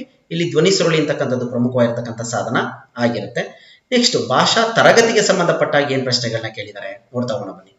ಭಾಷಾ ತರಗತಿಯಲ್ಲಿ ಒತ್ತು ನೀಡಬೇಕಾಗಿರುವುದು, ಒಂದು ಭಾಷೆಯ ಲ್ಯಾಂಗ್ವೇಜ್ ಕ್ಲಾಸ್ ಅಂದ್ರೆ ಅದು ಯಾವುದಕ್ಕೆ ಒತ್ತು ನೀಡಬೇಕು ಅಂತ ಪ್ರಶ್ನೆ 2017 ಕೇಳಿದ್ದಾರೆ. ಭಾಷಾ ಶುದ್ಧತೆನ, ವ್ಯಾಕರಣಬದ್ಧ ಪ್ರಯೋಗಕ್ಕ, ಸಹಜ ಸಂವಹನ ಮತ್ತು ಅಭಿವ್ಯಕ್ತಿಗ, ವಿಷಯ ಗ್ರಹಿಕೆಗ ಅಂತೇಳಿ. ಸಹಜ ಸಂವಹನ ಮತ್ತು ಅಭಿವ್ಯಕ್ತಿಗೆ ನಾವು ಭಾಷಾ ತರಗತಿಯಲ್ಲಿ ಒತ್ತು ನೀಡಬೇಕಾಗುತ್ತೆ. ಅಂದ್ರೆ ಮಕ್ಕಳು ಸಹಜವಾಗಿ ಸಂವಹನ ಮಾಡಬೇಕು, ಅವ್ರಿಗೆ ಅನಿಸಿದ್ದನ್ನ ಅಭಿವ್ಯಕ್ತ ಮಾಡೋದಕ್ಕೆ ಅವಕಾಶ ಮಾಡಿಕೊಡ್ಬೇಕಾಗತ್ತೆ. ಇವುಗಳಲ್ಲಿ ಭಾಷಾ ಆಟಗಳಿಗೆ ಹೊರತಾದದ್ದು ಯಾವುದು ಅಂತ ಕೇಳಿದರೆ, ಭಾಷಾ ಆಟಗಳಿಗೆ ಯಾವ್ದು ಸೇರೋದಿಲ್ಲ ಅಂತೇಳಿ. ಚರ್ಚಾ ಸ್ಪರ್ಧೆನ, ಪದಬಂಧನ, ಅಂತ್ಯಾಕ್ಷರಿನ, ಒಗಟುನ ಅಂತೇಳಿ 2021 ಕೇಳಿರುವಂತ ಪ್ರಶ್ನೆ. ಆಯ್ಕೆಗಳು ತಪ್ಪಾಗಿವೆ. ಅಂದ್ರೆ ಇಲ್ಲಿ ಯಾವುದೂ ಕೂಡ ಸರಿಯಾದಂತ ಉತ್ತರವನ್ನು ಅವರು ಕೊಟ್ಟಿಲ್ಲ. ಎಲ್ಲವೂ ಚರ್ಚಾ ಸ್ಪರ್ಧೆನೂ ಭಾಷಾ ಆಟಕ್ಕೆ ಸಂಬಂಧಪಡುತ್ತೆ, ಪದಬಂಧನೂ ಸೇರುತ್ತೆ, ಅಂತ್ಯಾಕ್ಷರಿನೂ ಸೇರುತ್ತೆ, ಒಗಟುನೂ ಸೇರುತ್ತೆ. ಇಲ್ಲಿ ಆಯ್ಕೆಗಳೇ ತಪ್ಪಾಗಿದ್ದಾವೆ. ಇದಕ್ಕೆ ಗ್ರೇಸ್ ಮಾರ್ಕ್ಸ್ ಅನ್ನ ಕೊಟ್ಟಿದ್ದಾರೆ 2021. ಈ ಪ್ರಶ್ನೆ ತೆಗೆದುಹಾಕಲಾಗಿದೆ, ಗ್ರೇಸ್ ಮಾರ್ಕ್ಸ್ ಅನ್ನ ಕೊಟ್ಟಿದ್ದಾರೆ. ನೆಕ್ಸ್ಟ್, ಹೌದು ಚೆನ್ನಾಗಿದೆ, ಅದ್ಭುತ, ಸರಿಯಾಗಿದೆ ಅಂತ ಹೇಳಿ ಈ ಶಬ್ದಗಳು ಏನು ಅಂತೇಳಿ ಧನಾತ್ಮಕ ಶಾಬ್ದಿಕ ಅಭಿವರ್ಧನೆಗಳ, ಧನಾತ್ಮಕ ಅಶಾಬ್ದಿಕನ, ಋಣಾತ್ಮಕ ಶಾಬ್ದಿಕನ, ಋಣಾತ್ಮಕ ಅಶಾಬ್ದಿಕನ ಅಂತೇಳಿ ಇವು ಧನಾತ್ಮಕ ಶಾಬ್ದಿಕ ಅಭಿವರ್ಧನೆಗಳು. ಅಂದ್ರೆ ಒಂದು ಮಗುವನ್ನ ಪ್ರೋತ್ಸಾಹ ಕೊಡೋದಕ್ಕೋಸ್ಕರ ನಾವು ಬಳಸ್ತಕ್ಕಂಥ ಶಾಬ್ದಿಕ ಧನಾತ್ಮಕ ಶಾಬ್ದಿಕ ಅಭಿವರ್ಧಕಗಳಾಗಿರ್ತವೆ, ಪಾಸಿಟಿವ್ ಇದಂತೇಳಿ. ನೆಕ್ಸ್ಟ್, ಭಾಷಾ ಕಲಿಕೆ ಮತ್ತು ಭಾಷಾ ದೋಷಗಳು. ಇದ್ರ ಮೇಲೆ ಸಾಕಷ್ಟು ಪ್ರಶ್ನೆಗಳನ್ನ ಕೇಳಿದಾವೆ ಅಂತ ಹೇಳಿ ನಾವು ಸ್ಟಾರ್ಟಿಂಗ್ ಅಲ್ಲೇ ನೋಡಿದ್ವಿ ಸ್ನೇಹಿತರೆ. ನೋಡ್ತಾ ಹೋಗೋಣ ಬನ್ನಿ ಏನೆಲ್ಲ ಪ್ರಶ್ನೆ ಕೇಳಿದರೆ ಭಾಷಾ ಕಲಿಕೆಗೆ ಮತ್ತು ಭಾಷಾ ದೋಷಕ್ಕೆ ಸಂಬಂಧಪಟ್ಟಾಗೆ. ಭಾಷಾ ಕಲಿಕೆಯ ಆರಂಭ ಮತ್ತು ಅದು ಬಲಗೊಳ್ಳುವುದು ಯಾವುದರಿಂದ ಅಂತೇಳಿ, ಅನುಕ್ರಮವಾಗಿ ಭಾಷಾ ಬೋಧನೆಯ ಈ ತತ್ವಗಳಿಂದ ಅಂತೇಳಿ. ಸಿದ್ಧತಾ ತತ್ವ, ಅಭ್ಯಾಸ ತತ್ವ, ಅನುಕರಣಾ ತತ್ವ, ಪುನರ್ಬಲನಾ ತತ್ವ, ಸಿದ್ಧತಾ ತತ್ವ ಮತ್ತು ಅನುಕರಣಾ ತತ್ವ, ಅನುಕರಣಾ ತತ್ವ ಮತ್ತು ಅಭ್ಯಾಸ ತತ್ವ ಅಂತೇಳಿ. ಇಲ್ಲಿ ಅನುಕರಣಾ ತತ್ವ ಮತ್ತು ಅಭ್ಯಾಸ ತತ್ವದಿಂದ ಭಾಷಾ ಕಲಿಕೆಯ ಆರಂಭ ಮತ್ತು ಅದು ಬಲಗೊಳ್ಳುತ್ತದೆ. ಏನೇ ಆಗ್ಲಿ ನಾವು ಅನುಕರಣೆ ಮಾಡಬೇಕು, ಅದನ್ನ ಅಭ್ಯಾಸ ಮಾಡಬೇಕು. ಮಗು ಐ ಕಲಿಬೇಕು ಅಂತಂದ್ರೆ ಅದನ್ನ ಅನುಕರಣೆ ಮಾಡಬೇಕಾಗುತ್ತೆ. ಆ ಅಂತ ಹೇಳ್ಬೇಕಾಗುತ್ತೆ, ಜೊತೆಗೆ ಆ ಅಂತ ಬರಿಬೇಕಾಗುತ್ತೆ. ಇವಾಗ ಕಮಲ ಅಂತಂದ್ರೆ ಕ ಮ ಲ ಅಂತ ಅನುಕರಣೆನೂ ಮಾಡಬೇಕು, ಜೊತೆಗೆ ಅದನ್ನ ಅಭ್ಯಾಸನೂ ಮಾಡಬೇಕಾಗತ್ತೆ. ಈ ತತ್ವದ ಮೇಲೆ ಅದೇನಾಗುತ್ತೆ, ಬಲಗೊಳ್ತಾ ಹೋಗುತ್ತೆ. ಮಕ್ಕಳು ಮೊದಲು ಅನುಕರಣೆ ಮೂಲಕ ಭಾಷೆಯನ್ನು ಕಲಿತಾರೆ, ನಂತರ ಅಭ್ಯಾಸದ ಮೂಲಕ ಅದು ಗಟ್ಟಿಗೊಳ್ಳುತ್ತದೆ. ಈ ಒಂದು ಪಾಯಿಂಟ್ ಅನ್ನು ಕೂಡ ನೆನ್ಪಿಟ್ಕೊಳ್ಳಿ. ನೆಕ್ಸ್ಟ್, ಭಾಷಾ ಕಲಿಕಾ ಪ್ರಕ್ರಿಯೆಯಲ್ಲಿ ಪ್ರತಿಯೊಂದು ಪುಟಗಳನ್ನು ಅಗತ್ಯ ಸಿದ್ಧತೆಯೊಂದಿಗೆ ಈ ರೀತಿಯಾಗಿ ಅನುಕೂಲಿಸುವುದು ಹೆಚ್ಚು ಸೂಕ್ತ. ವೈವಿಧ್ಯಮಯ ಚಟುವಟಿಕೆನ, ವಿವಿಧ ಬೋಧನಾ ವಿಧಾನಗಳ, ಸಾಕಷ್ಟು ಕಲಿಕಾ ಸಾಮಗ್ರಿಗಳ, ತರತರದ ಸನ್ನಿವೇಶಗಳ ಅಂತೇಳಿ. ವೈವಿಧ್ಯಮಯ ಚಟುವಟಿಕೆಗಳು ಅಂದ್ರೆ ಪ್ರತಿಯೊಂದು ಪುಟ, ಒಂದೊಂದು ಪುಟಕ್ಕೂ ಕೂಡ ಹೊಸ ಹೊಸ ಚಟುವಟಿಕೆಗಳನ್ನ, ಒಂದಕ್ಕೆ ಆಶುಭಾಷಣ, ಒಂದಕ್ಕೆ ಚರ್ಚಾ ಸ್ಪರ್ಧೆ, ಈ ರೀತಿ ಚಟುವಟಿಕೆಗಳನ್ನ ಆಯೋಜನೆ ಮಾಡಿದ್ದೆ ಆದ್ರೆ ಮಗು ಆಸಕ್ತಿದಾಯಕವಾಗಿ ಕಲಿಯುತ್ತೆ ಅಂತಕ್ಕಂಥದ್ದು ಇಲ್ಲಿನ ಪ್ರಮುಖ ವಿಚಾರ ಆಗಿರುತ್ತೆ. ನೆಕ್ಸ್ಟ್, ಭಾಷೆಯ ಮೇಲಿನ ಪ್ರಭುತ್ವ ಸಾಧನೆ ಎಂದರೆ ಮುಖ್ಯವಾಗಿ ಇವುಗಳನ್ನು ಹೊಂದುವುದೇ ಆಗಿದೆ ಅಂತೇಳಿ ಕೇಳಿದರೆ, ಭಾಷಾ ಬಳಕೆಯ ವಿಶೇಷ ಸಾಮರ್ಥ್ಯಗಳು, ಭಾಷಾ ಕಲಿಕೆಯ ವಿವಿಧ ಸಾಮರ್ಥ್ಯಗಳು, ಭಾಷಾ ಬಳಕೆಯ ಮೂಲ ಕೌಶಲ್ಯಗಳು, ಭಾಷಾ ಬಳಕೆಯ ವಿವಿಧ ಕೌಶಲ್ಯಗಳು ಅಂತೇಳಿ. ಭಾಷಾ ಕಲಿಕೆಯ ವಿವಿಧ ಸಾಮರ್ಥ್ಯಗಳು ಇವುಗಳು ಭಾಷೆಯ ಮೇಲಿನ ಪ್ರಭುತ್ವ ಸಾಧನೆಯ ಪ್ರಮುಖ ಅಂಶಗಳಾಗಿರ್ತವೆ. ನೆಕ್ಸ್ಟ್, ಭಾಷಾ ಕಲಿಕೆಯ ನೈಪುಣ್ಯತೆ ಸಾಧಿಸಲು ಈ ರೀತಿಯ ಕಲಿಕೆಯ ಸ್ಪಷ್ಟತೆ ಮತ್ತು ಪರಿಪೂರ್ಣತೆಯನ್ನು ಒದಗಿಸಬಲ್ಲದು. ಭಾಷಾ ಕಲಿಕೆಯಲ್ಲಿ ನೈಪುಣ್ಯತೆ ಸಾಧಿಸಲು ಈ ರೀತಿಯ ಕಲಿಕೆಯ ಸ್ಪಷ್ಟತೆ ಮತ್ತು ಪರಿಪೂರ್ಣತೆಯನ್ನು ಒದಗಿಸಬಲ್ಲದು ಅಂತ ಪ್ರಶ್ನೆ ಕೇಳಿದರೆ ಕೆಲವೊಂದ್ಸಲ ಪ್ರಶ್ನೆಗಳೇ ಗೊಂದಲ ಆಗ್ತವೆ, ಕನ್ಫ್ಯೂಸ್ ಆಗ್ಬೇಡಿ. ಸ್ವಯಂ ಕಲಿಕೆ, ಗುಂಪು ಕಲಿಕೆ, ಸಂಘಟಿತ ಕಲಿಕೆ, ಸಾಂದರ್ಭಿಕ ಕಲಿಕೆ, ಸ್ವಯಂ ಕಲಿಕೆ. ಸ್ವಯಂ ಕಲಿಕೆ ಅಂದರೆ ನಾವು ಭಾಷಾ ಕಲಿಕೆಯಲ್ಲಿ ನೈಪುಣ್ಯತೆಯನ್ನು ಸಾಧಿಸೋದಕ್ಕೆ ಸಾಧ್ಯ ಆಗುತ್ತೆ ಅನ್ನೋದು ಇಲ್ಲಿನ ಒಂದು ವಿಚಾರ. ನೆಕ್ಸ್ಟ್, ಕಲಿಕೆ ಸ್ವಾಧೀನಗೊಳ್ಳಲು ಈ ಅಂಶಗಳು ಬಲು ಮುಖ್ಯ. ನೋಡಿ, ಇದ್ರ ಮೇಲಂತೂ ಸಾಕಷ್ಟು ಪ್ರಶ್ನೆಯನ್ನ ಕೇಳಿದ್ದಾರೆ. ಭಾಷಾ ಕೌಶಲ್ಯಗಳ ಗಳಿಕೆ ಮತ್ತು ಬಳಕೆ, ತಂತ್ರಜ್ಞಾನದಲ್ಲಿ ಕಲಿಕೆ ಮತ್ತು ಸಂಪರ್ಕ, ನಿರಂತರ ಸಂಗ್ರಹ ಮತ್ತು ರಚನೆ, ಜ್ಞಾನ ಸಂಗ್ರಹ ಮತ್ತು ರಚನೆ, ಭಾಷಾ ಕೌಶಲ್ಯಗಳ ಗಳಿಕೆ ಮತ್ತು ಬಳಕೆ ಅಂತಕ್ಕಂಥದ್ದು ಸರಿಯಾದಂತಹ ಉತ್ತರ ಆಗಿರುತ್ತೆ. ಇದು ಕಲಿಕೆ ಸ್ವಾಧೀನಗೊಳ್ಳಲು ತುಂಬಾ ಪ್ರಮುಖವಾಗಿ ಬೇಕಾಗಿರ್ತಕ್ಕಂಥ ವಿಚಾರ ಆಗಿರುತ್ತೆ. ಅದೇ LSRW ಬೇಸ್ಡ್ ಮೇಲೆ ಈ ಪ್ರಶ್ನೆಯನ್ನ ಕೇಳಿದ್ದಾರೆ. ಪ್ರಾಥಮಿಕ ಹಂತದಲ್ಲಿ ಕಂಡುಬರುವ ಭಾಷಾ ದೋಷಗಳನ್ನು ಅದೇ ಹಂತದಲ್ಲಿ ಪರಿಹರಿಸಬೇಕಾಗಿರುವ ಅಗತ್ಯ. ಯಾಕೆಂದ್ರೆ ಪ್ರೈಮರಿ ಲೆವೆಲ್ ಅಲ್ಲಿ ಏನೇ ಭಾಷಾ ದೋಷಗಳು ಕಂಡು ಬಂದ್ರೆ ಅದನ್ನ ಅಲ್ಲೇ ಸರಿಪಡಿಸಬೇಕು ಅಂತ ಕೇಳಿದರೆ, ಒಂದ್ ವೇಳೆ ಸರಿಪಡಿಸ್ತಲಿದ್ರೆ ಏನಾಗುತ್ತೆ ಅಂತ ಈ ಪ್ರಶ್ನೆ. ಈ ಹಂತದಲ್ಲಿ ದೋಷಗಳು ಉಳಿದರೆ ಕ್ರಮೇಣ ಈ ದೋಷಗಳು ವಿಸ್ತರಣೆಗೊಳ್ಳುತ್ತವೆ ಅಂತನ. ಶಾಲಾ ಹಂತದಲ್ಲಿ ಅಧಿಕೃತ ಪರೀಕ್ಷೆ ಇರುವುದಿಲ್ಲ ಹಾಗೂ ಅನುತ್ತೀರ್ಣತೆ ಮಾಡುವಂತಿಲ್ಲ. ಅದೇ ಹಂತದ ಶಿಕ್ಷಕರ ಸೇವೆ ಲಭ್ಯವಿದ್ದು ಅವರೇ ದೋಷಗಳನ್ನು ತಿದ್ದುವುದು ಸೂಕ್ತ. ಮುಂದಿನ ಹಂತದಲ್ಲಿ ಭಾಷಾ ಕಲಿಕೆಗೆ ಅವಕಾಶಗಳೇ ಇರುವುದಿಲ್ಲ ಅಂತೇಳಿ.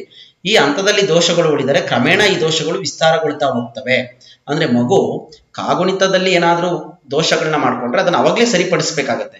ಒಂದ್ ವೇಳೆ ನಾವು ಸರಿಪಡಿಸ್ಲಿಲ್ಲ ಅಂದ್ರೆ ಇದು ದೊಡ್ಡದಾಗ್ತಾ ದೊಡ್ಡ ದೊಡ್ಡ ತರಗತಿಗಳಿಗೆ ಹೋದಂಗೆ ಸಮಸ್ಯೆ ಕೂಡ, ಯಾಕೆ ಸಿಲೆಬಸ್ ಕೂಡ ಜಾಸ್ತಿ ಆಗ್ತಿರುತ್ತೆ, ಆಗ ಸಮಸ್ಯೆ ಕೂಡ ಜಾಸ್ತಿ ಆಗ್ತಾ ಇರುತ್ತೆ. ಹಾಗಾಗಿ ಚಿಕ್ಕ ಮಕ್ಕಳ ಹಂತದಲ್ಲೇ ನಾವು ಎಲ್ಲಾ ದೋಷಗಳನ್ನ ಸರಿಪಡಿಸೋ ಪ್ರಯತ್ನವನ್ನ ಮಾಡಬೇಕು ಅನ್ನೋದು ಇಲ್ಲಿನ ಒಂದು ವಿಚಾರ. ಇನ್ನು 18ನೇ ಪ್ರಶ್ನೆ 2015ರಲ್ಲಿ ಕೇಳಿರುವಂತದ್ದು, ಓದು ಬರಹವನ್ನು ಕಲಿಸುವ ಆರಂಭಿಕ ಹಂತದಲ್ಲಿ ಪಾಲಿಸಬೇಕಾದ ಸೂಕ್ತ ನಿಯಮ ಯಾವುದು ಅಂದ್ರೆ ಅನುಕರಣೆ ಮತ್ತು ಅಭ್ಯಾಸ ನಿಯಮ ಅಂತಕ್ಕಂಥದ್ದಾಗಿರುತ್ತೆ. ನೆಕ್ಸ್ಟ್, ಭಾಷಾ ಬೋಧನೆ ಮತ್ತು ಕಲಿಕೆಯಲ್ಲಿ ಅಗತ್ಯವಾಗಿ ಪಾಲಿಸಬೇಕಾದ ನಿಯಮ ಅಂತೇಳಿ ಕೇಳಿದರೆ ಕಂಠಪಾಠ, ಪುನರಾವರ್ತನೆನ, ಅನುಕರಣೆ ಮತ್ತು ಅಭ್ಯಾಸ ನಿಯಮನ ಅಂತೇಳಿ. ಅನುಕರಣೆ ಮತ್ತು ಅಭ್ಯಾಸ ನಿಯಮ ಆಲ್ರೆಡಿ ಬಂದಿದೆ ನಮಗೆ. ನೆಕ್ಸ್ಟ್, ಪ್ರಾಥಮಿಕ ಹಂತದಲ್ಲಿ ಓದು ಬರಹ ಕಲಿಸಲು ಅಳವಡಿಸಬೇಕಾದ ಕ್ರಮ ಅನುಕರಣೆ, ಅಭ್ಯಾಸ ಇವೆಲ್ಲ ರಿಪೀಟ್ ಆಗಿದಾವೆ ಸ್ನೇಹಿತರೆ, ಪ್ರಶ್ನೆಗಳು ನೋಡ್ಕೊಳ್ಳಿ. ಅನುಕರಣೆ ಮತ್ತು ಅಭ್ಯಾಸನೇ ಸರಿಯಾದಂತ ಉತ್ತರ ಆಗಿರುತ್ತೆ. ಈ ಅನುಕರಣೆ ಅಭ್ಯಾಸದ ಮೇಲೆ ಇಷ್ಟೆಲ್ಲ ಪ್ರಶ್ನೆಗಳನ್ನ ಕೇಳಿದ್ದಾರೆ ನೋಡಿ. ಅನುಕರಣೆ ಅಭ್ಯಾಸದ ಮೇಲೆ ಇದು ಪ್ರಶ್ನೆ 15ರಲ್ಲಿ 21ರಲ್ಲಿ ಇಷ್ಟು ಪ್ರಶ್ನೆಗಳು ಅನುಕರಣೆ ಮತ್ತು ಅಭ್ಯಾಸದ ಮೇಲೆ ಕೇಳಿರ್ತಕ್ಕಂಥ ಪ್ರಶ್ನೆಗಳು ಆಗಿದಾವೆ. ನೆಕ್ಸ್ಟ್, ಇದಾದ್ಮೇಲೆ ಭಾಷಾ ಪ್ರಯೋಗಾಲಯದ ಮೇಲೆ ಏನೆಲ್ಲ ಪ್ರಶ್ನೆಗಳನ್ನ ಕೇಳಿದ್ದಾರೆ ಅಂತ ನೋಡ್ತಾ ಹೋಗೋಣ ಬನ್ನಿ. ಭಾಷಾ ಪ್ರಯೋಗಾಲಯವು ಭಾಷಾ ಶಿಕ್ಷಣದಲ್ಲಿ ಈ ರೀತಿ ನೆರವಾಗುತ್ತದೆ ಅಂತೇಳಿ.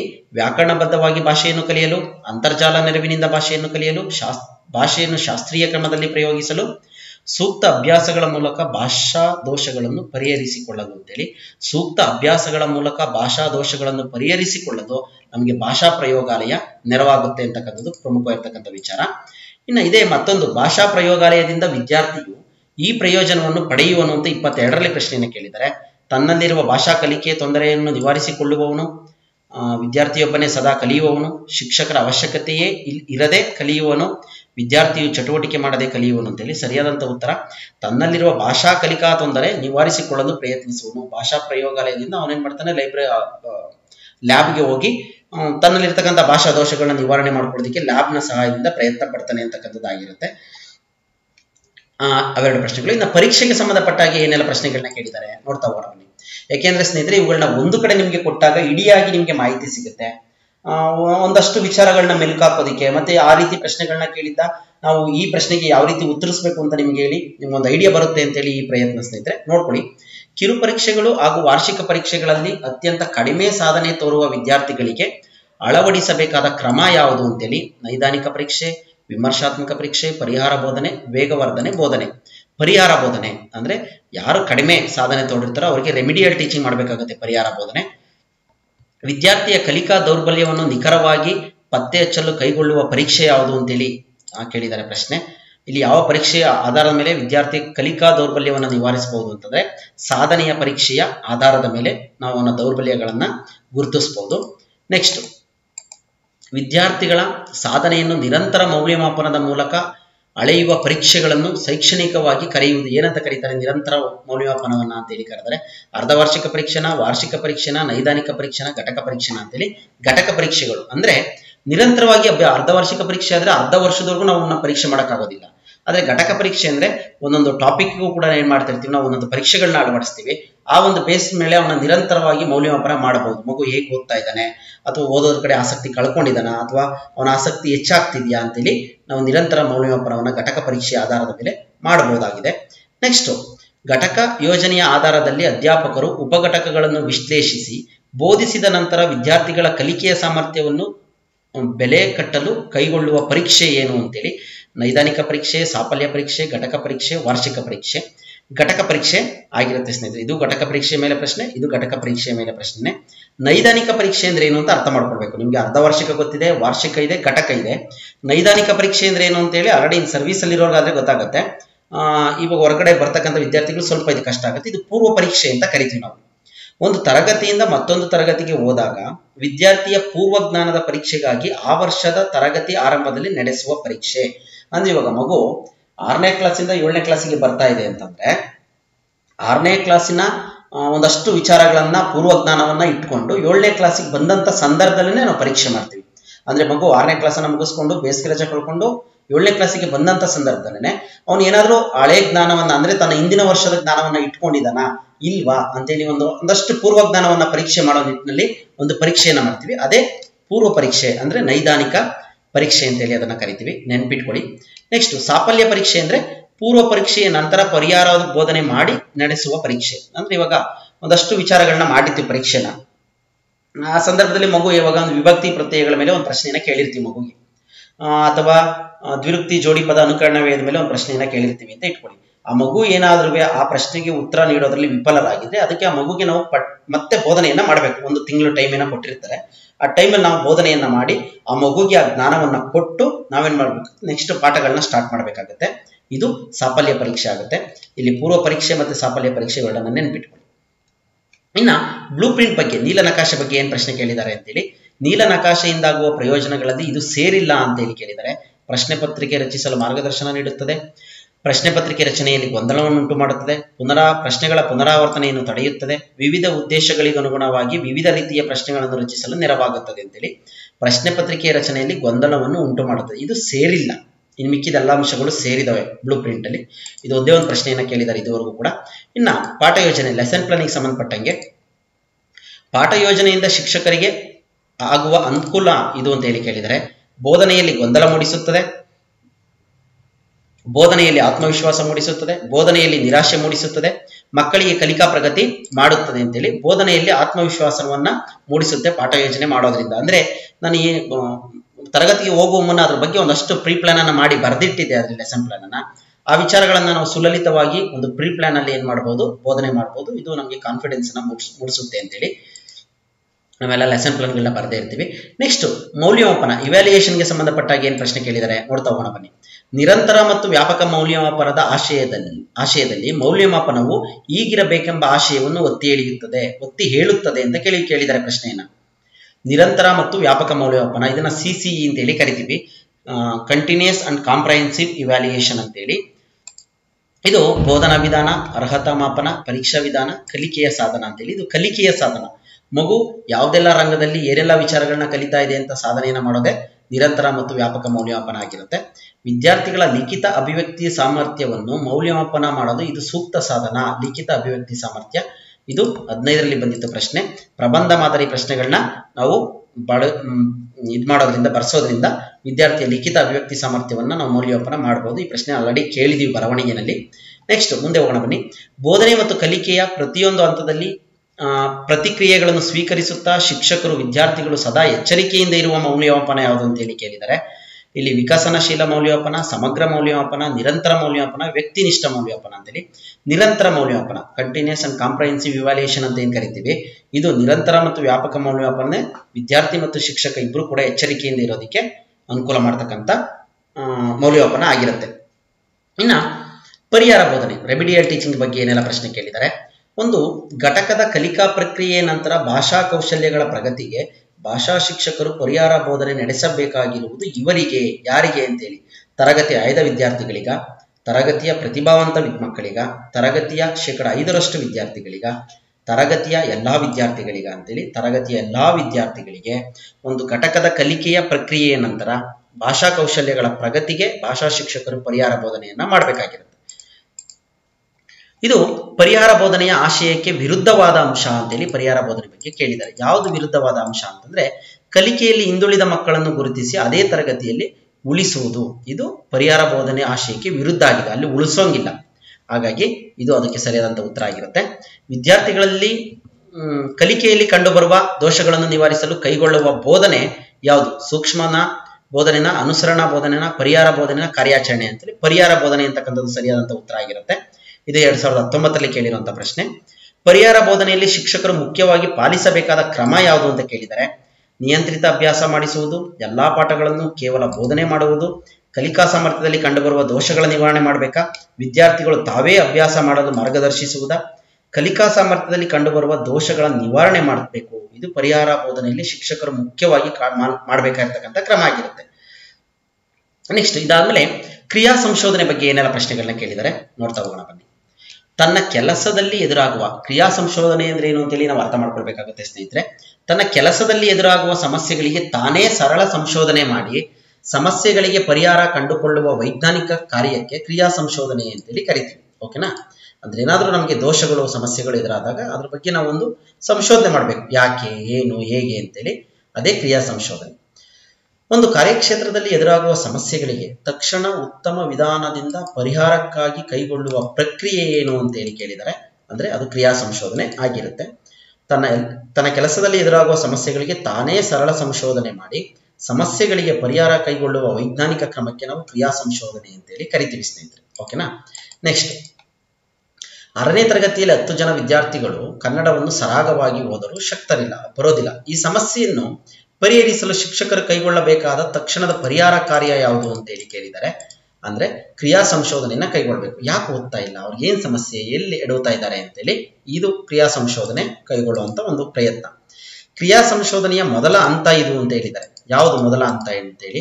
ಉದ್ದೇಶಗಳ ನಿರೂಪಣೆ, ಕ್ರಿಯೆಯ ಆಧಾರಿತ ಕಲ್ಪನೆ ರಚನೆ, ಸಮಸ್ಯೆ ಕ್ಷೇತ್ರವನ್ನು ಗುರುತಿಸುವುದು, ಸಮಸ್ಯೆಯ ಸಂಭವನೀಯ ಕಾರಣಗಳ ವಿಶ್ಲೇಷಣೆ ಅಂತೇಳಿ ಸಮಸ್ಯೆಯ ಕ್ಷೇತ್ರವನ್ನ ಗುರುತಿಸೋದು ಕ್ರಿಯಾ ಸಂಶೋಧನೆಯ ಮೊದಲ ಹಂತ ಆಗಿರುತ್ತೆ ಸ್ನೇಹಿತರೆ. 2022ರಲ್ಲಿ ಕೇಳಿರುವಂತಹ ಪ್ರಶ್ನೆ. ಇನ್ನ ಪಠ್ಯ ಮತ್ತು ಪಠ್ಯ ಪುಸ್ತಕದ ಮೇಲೆ ಏನೆಲ್ಲ ಪ್ರಶ್ನೆ ಕೇಳಿದ್ದಾರೆ, ಸಾಕಷ್ಟು ಪ್ರಶ್ನೆಗಳು ಇದ್ರ ಮೇಲೆ ಕೇಳಿದ್ದಾರೆ. ನೋಡ್ತಾ ಹೋಗೋಣ ಬನ್ನಿ. ಪಠ್ಯವನ್ನು ಓದಿ ಅರ್ಥೈಸುವ ಸಾಮರ್ಥ್ಯವನ್ನು ಪರೀಕ್ಷಿಸಲು ಬಳಸಬಹುದಾದ ಸಾಧನ ಅಂತ ಹೇಳಿ ಕೇಳಿದ್ದಾರೆ 2015ರಲ್ಲಿ. ಪಠ್ಯಾಧಾರಿತ ಪ್ರಶ್ನೆಗೆ ಉತ್ತರ ಹೇಳಿಸುವುದು, ಪಠ್ಯವನ್ನು ಬಾಯ್ದರಿಯಾಗಿ ಓದಿಸುವುದು, ನೈದಾನಿಕ ಪರೀಕ್ಷೆ ನಿರ್ವಹಿಸುವುದು, ಪಠ್ಯದ ಮರುಬೋಧನೆ ಕೈಗೊಳ್ಳುವುದು ಅಂತೇಳಿ ಪಠ್ಯಾಧಾರಿತ ಪ್ರಶ್ನೆಗಳಿಗೆ ಉತ್ತರ ಹೇಳಿಸುವಂಥದ್ದು ಪಠ್ಯವನ್ನು ಓದಿ ಅರ್ಥೈಸುವ ಸಾಮರ್ಥ್ಯವನ್ನು ಪರೀಕ್ಷೆ ಮಾಡೋದಕ್ಕೆ ಬಳಸುವಂತ ಸಾಧನ ಆಗಿರುತ್ತೆ.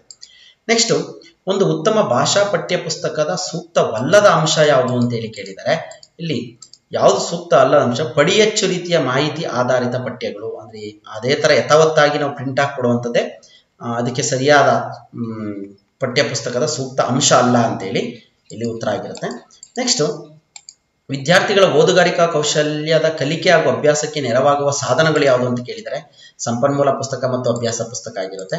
ನೆಕ್ಸ್ಟ್, ಹಿಂದೆ ಜರುಗಿದ ಘಟನೆಗಳನ್ನು ಮಾತ್ರವಲ್ಲದೆ ವರ್ತಮಾನ ಹಾಗೂ ಭವಿಷ್ಯದ ಘಟನೆಗಳನ್ನು ಒಳಗೊಂಡಿರುವ ಪುಸ್ತಕದ ಈ ತತ್ವವನ್ನು ಪ್ರತಿಬಿಂಬಿಸುತ್ತದೆ ಅಂತಂದ್ರೆ ಅದು ಶಿಶು ಕೇಂದ್ರಿತ ತತ್ವವನ್ನ, ನಾವು ಯಾವುದೇ ಪಠ್ಯ ಪುಸ್ತಕವನ್ನು ರಚನೆ ಮಾಡೋದು ಕೂಡ ಶಿಶು ಕೇಂದ್ರಿತವಾಗಿರುತ್ತೆ.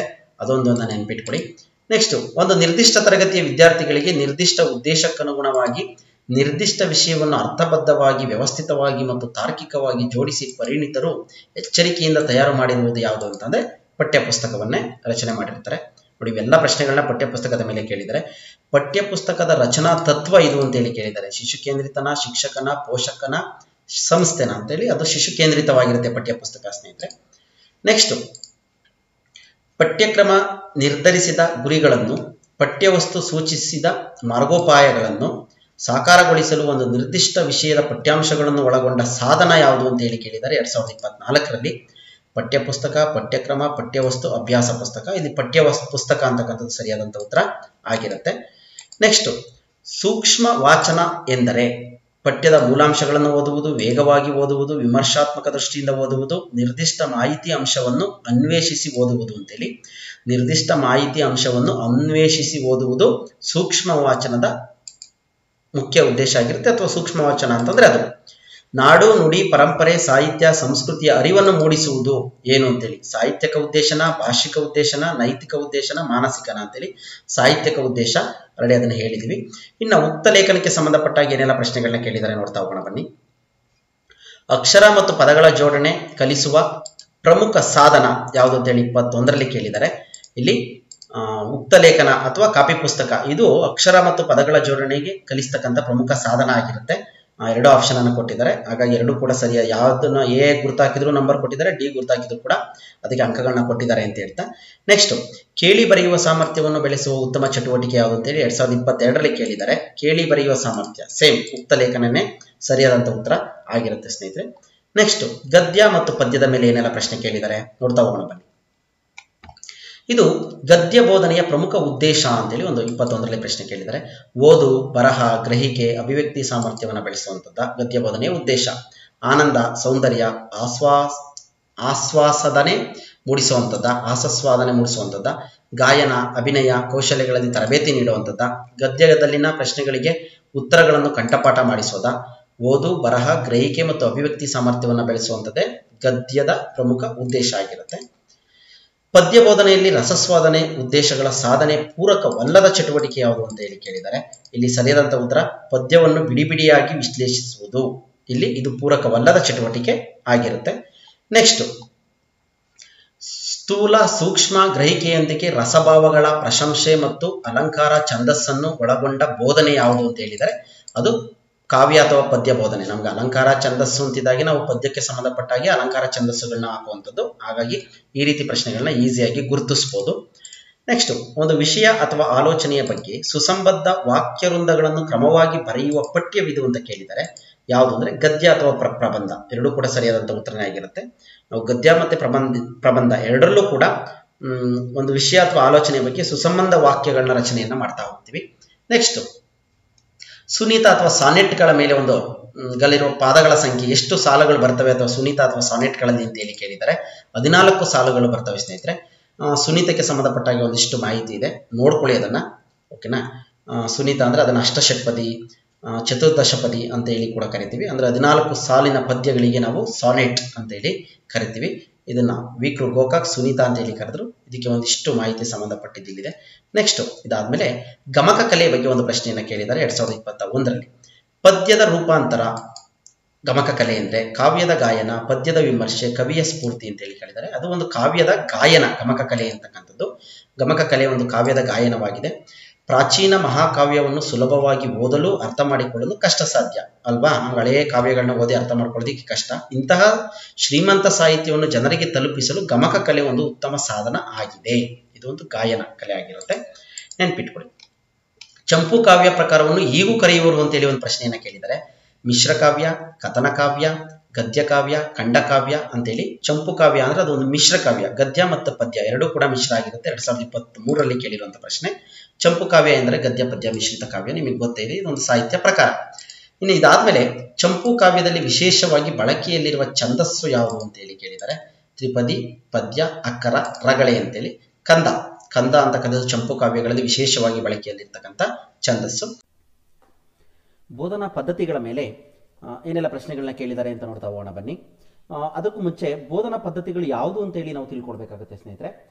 ಇದರಲ್ಲಿ ಸಾಂಪ್ರದಾಯಿಕ ಬೋಧನಾ ಪದ್ಧತಿಗಳು ಅಂತ ಬರುತ್ತೆ, ಆಧುನಿಕ ಬೋಧನಾ ಪದ್ಧತಿಗಳು ಅಂತೇಳಿ ಬರುತ್ತೆ. ಇದರ ಮೇಲೂ ಕೂಡ ಸಾಕಷ್ಟು ಪ್ರಶ್ನೆಗಳನ್ನ ಕೇಳಿದರೆ ತುಂಬಾ ವಿಚಾರವನ್ನ ತಿಳ್ಕೊಳ್ಬೇಕಾಗುತ್ತೆ. ಇದ್ರ ಬಗ್ಗೆ ಕೂಡ ನಾವು ಸಾಂಪ್ರದಾಯಿಕ ಬೋಧನಾ ಪದ್ಧತಿಗಳು ಯಾವುವು ಅಂತಲೂ ಕೂಡ ಪ್ರಶ್ನೆ ಕೇಳಿದ್ದಾರೆ. ಅದರಲ್ಲಿ ಮೊದಲನೇದು ಕಥನ ಪದ್ಧತಿ, ಉಪನ್ಯಾಸ ಪದ್ಧತಿ. ಉಪನ್ಯಾಸ ಪದ್ಧತಿಯನ್ನ ಶಿಕ್ಷಕ ಕೇಂದ್ರಿತ ಪದ್ಧತಿ ಅಂತಲೂ ಕೂಡ ಕರಿತೀವಿ.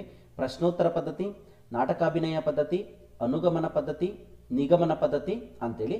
ಇನ್ನ ಆಧುನಿಕ ಬೋಧನಾ ಪದ್ಧತಿಗಳು ಯಾವ್ಯಾವು ಅಂತ ನೋಡೋದಾದ್ರೆ ಸಂಶೋಧನಾ ಪದ್ಧತಿ, ಅನ್ವೇಷಣಾ ಪದ್ಧತಿ, ಕಿಂಡರ್ ಗಾರ್ಡನ್ ಪದ್ಧತಿ, ಮಾಂಟೆಸೋರಿ ಪದ್ಧತಿ, ಪಠ್ಯಪುಸ್ತಕ ಪದ್ಧತಿ, ಪ್ರಯೋಗಾಲಯ ಪದ್ಧತಿ, ಕಂಪ್ಯೂಟರ್ ಬೋಧನಾ ಪದ್ಧತಿ. ಇವುಗಳು ಬೋಧನಾ ಪದ್ಧತಿಗಳಾಗಿರುತ್ತವೆ. ಇದ್ರ ಮೇಲೂ ಕೂಡ ಪ್ರಶ್ನೆಗಳನ್ನ ಕೇಳಿರೋದ್ರಿಂದ ಇವುಗಳ ಬಗ್ಗೆ ಕೂಡ ಒಂಚೂರು ಗಮನವನ್ನು ಹರಿಸಿ ಅಂತ ಹೇಳ್ತಾ ಮುಂದೆ ಹೋಗೋಣ ಬನ್ನಿ.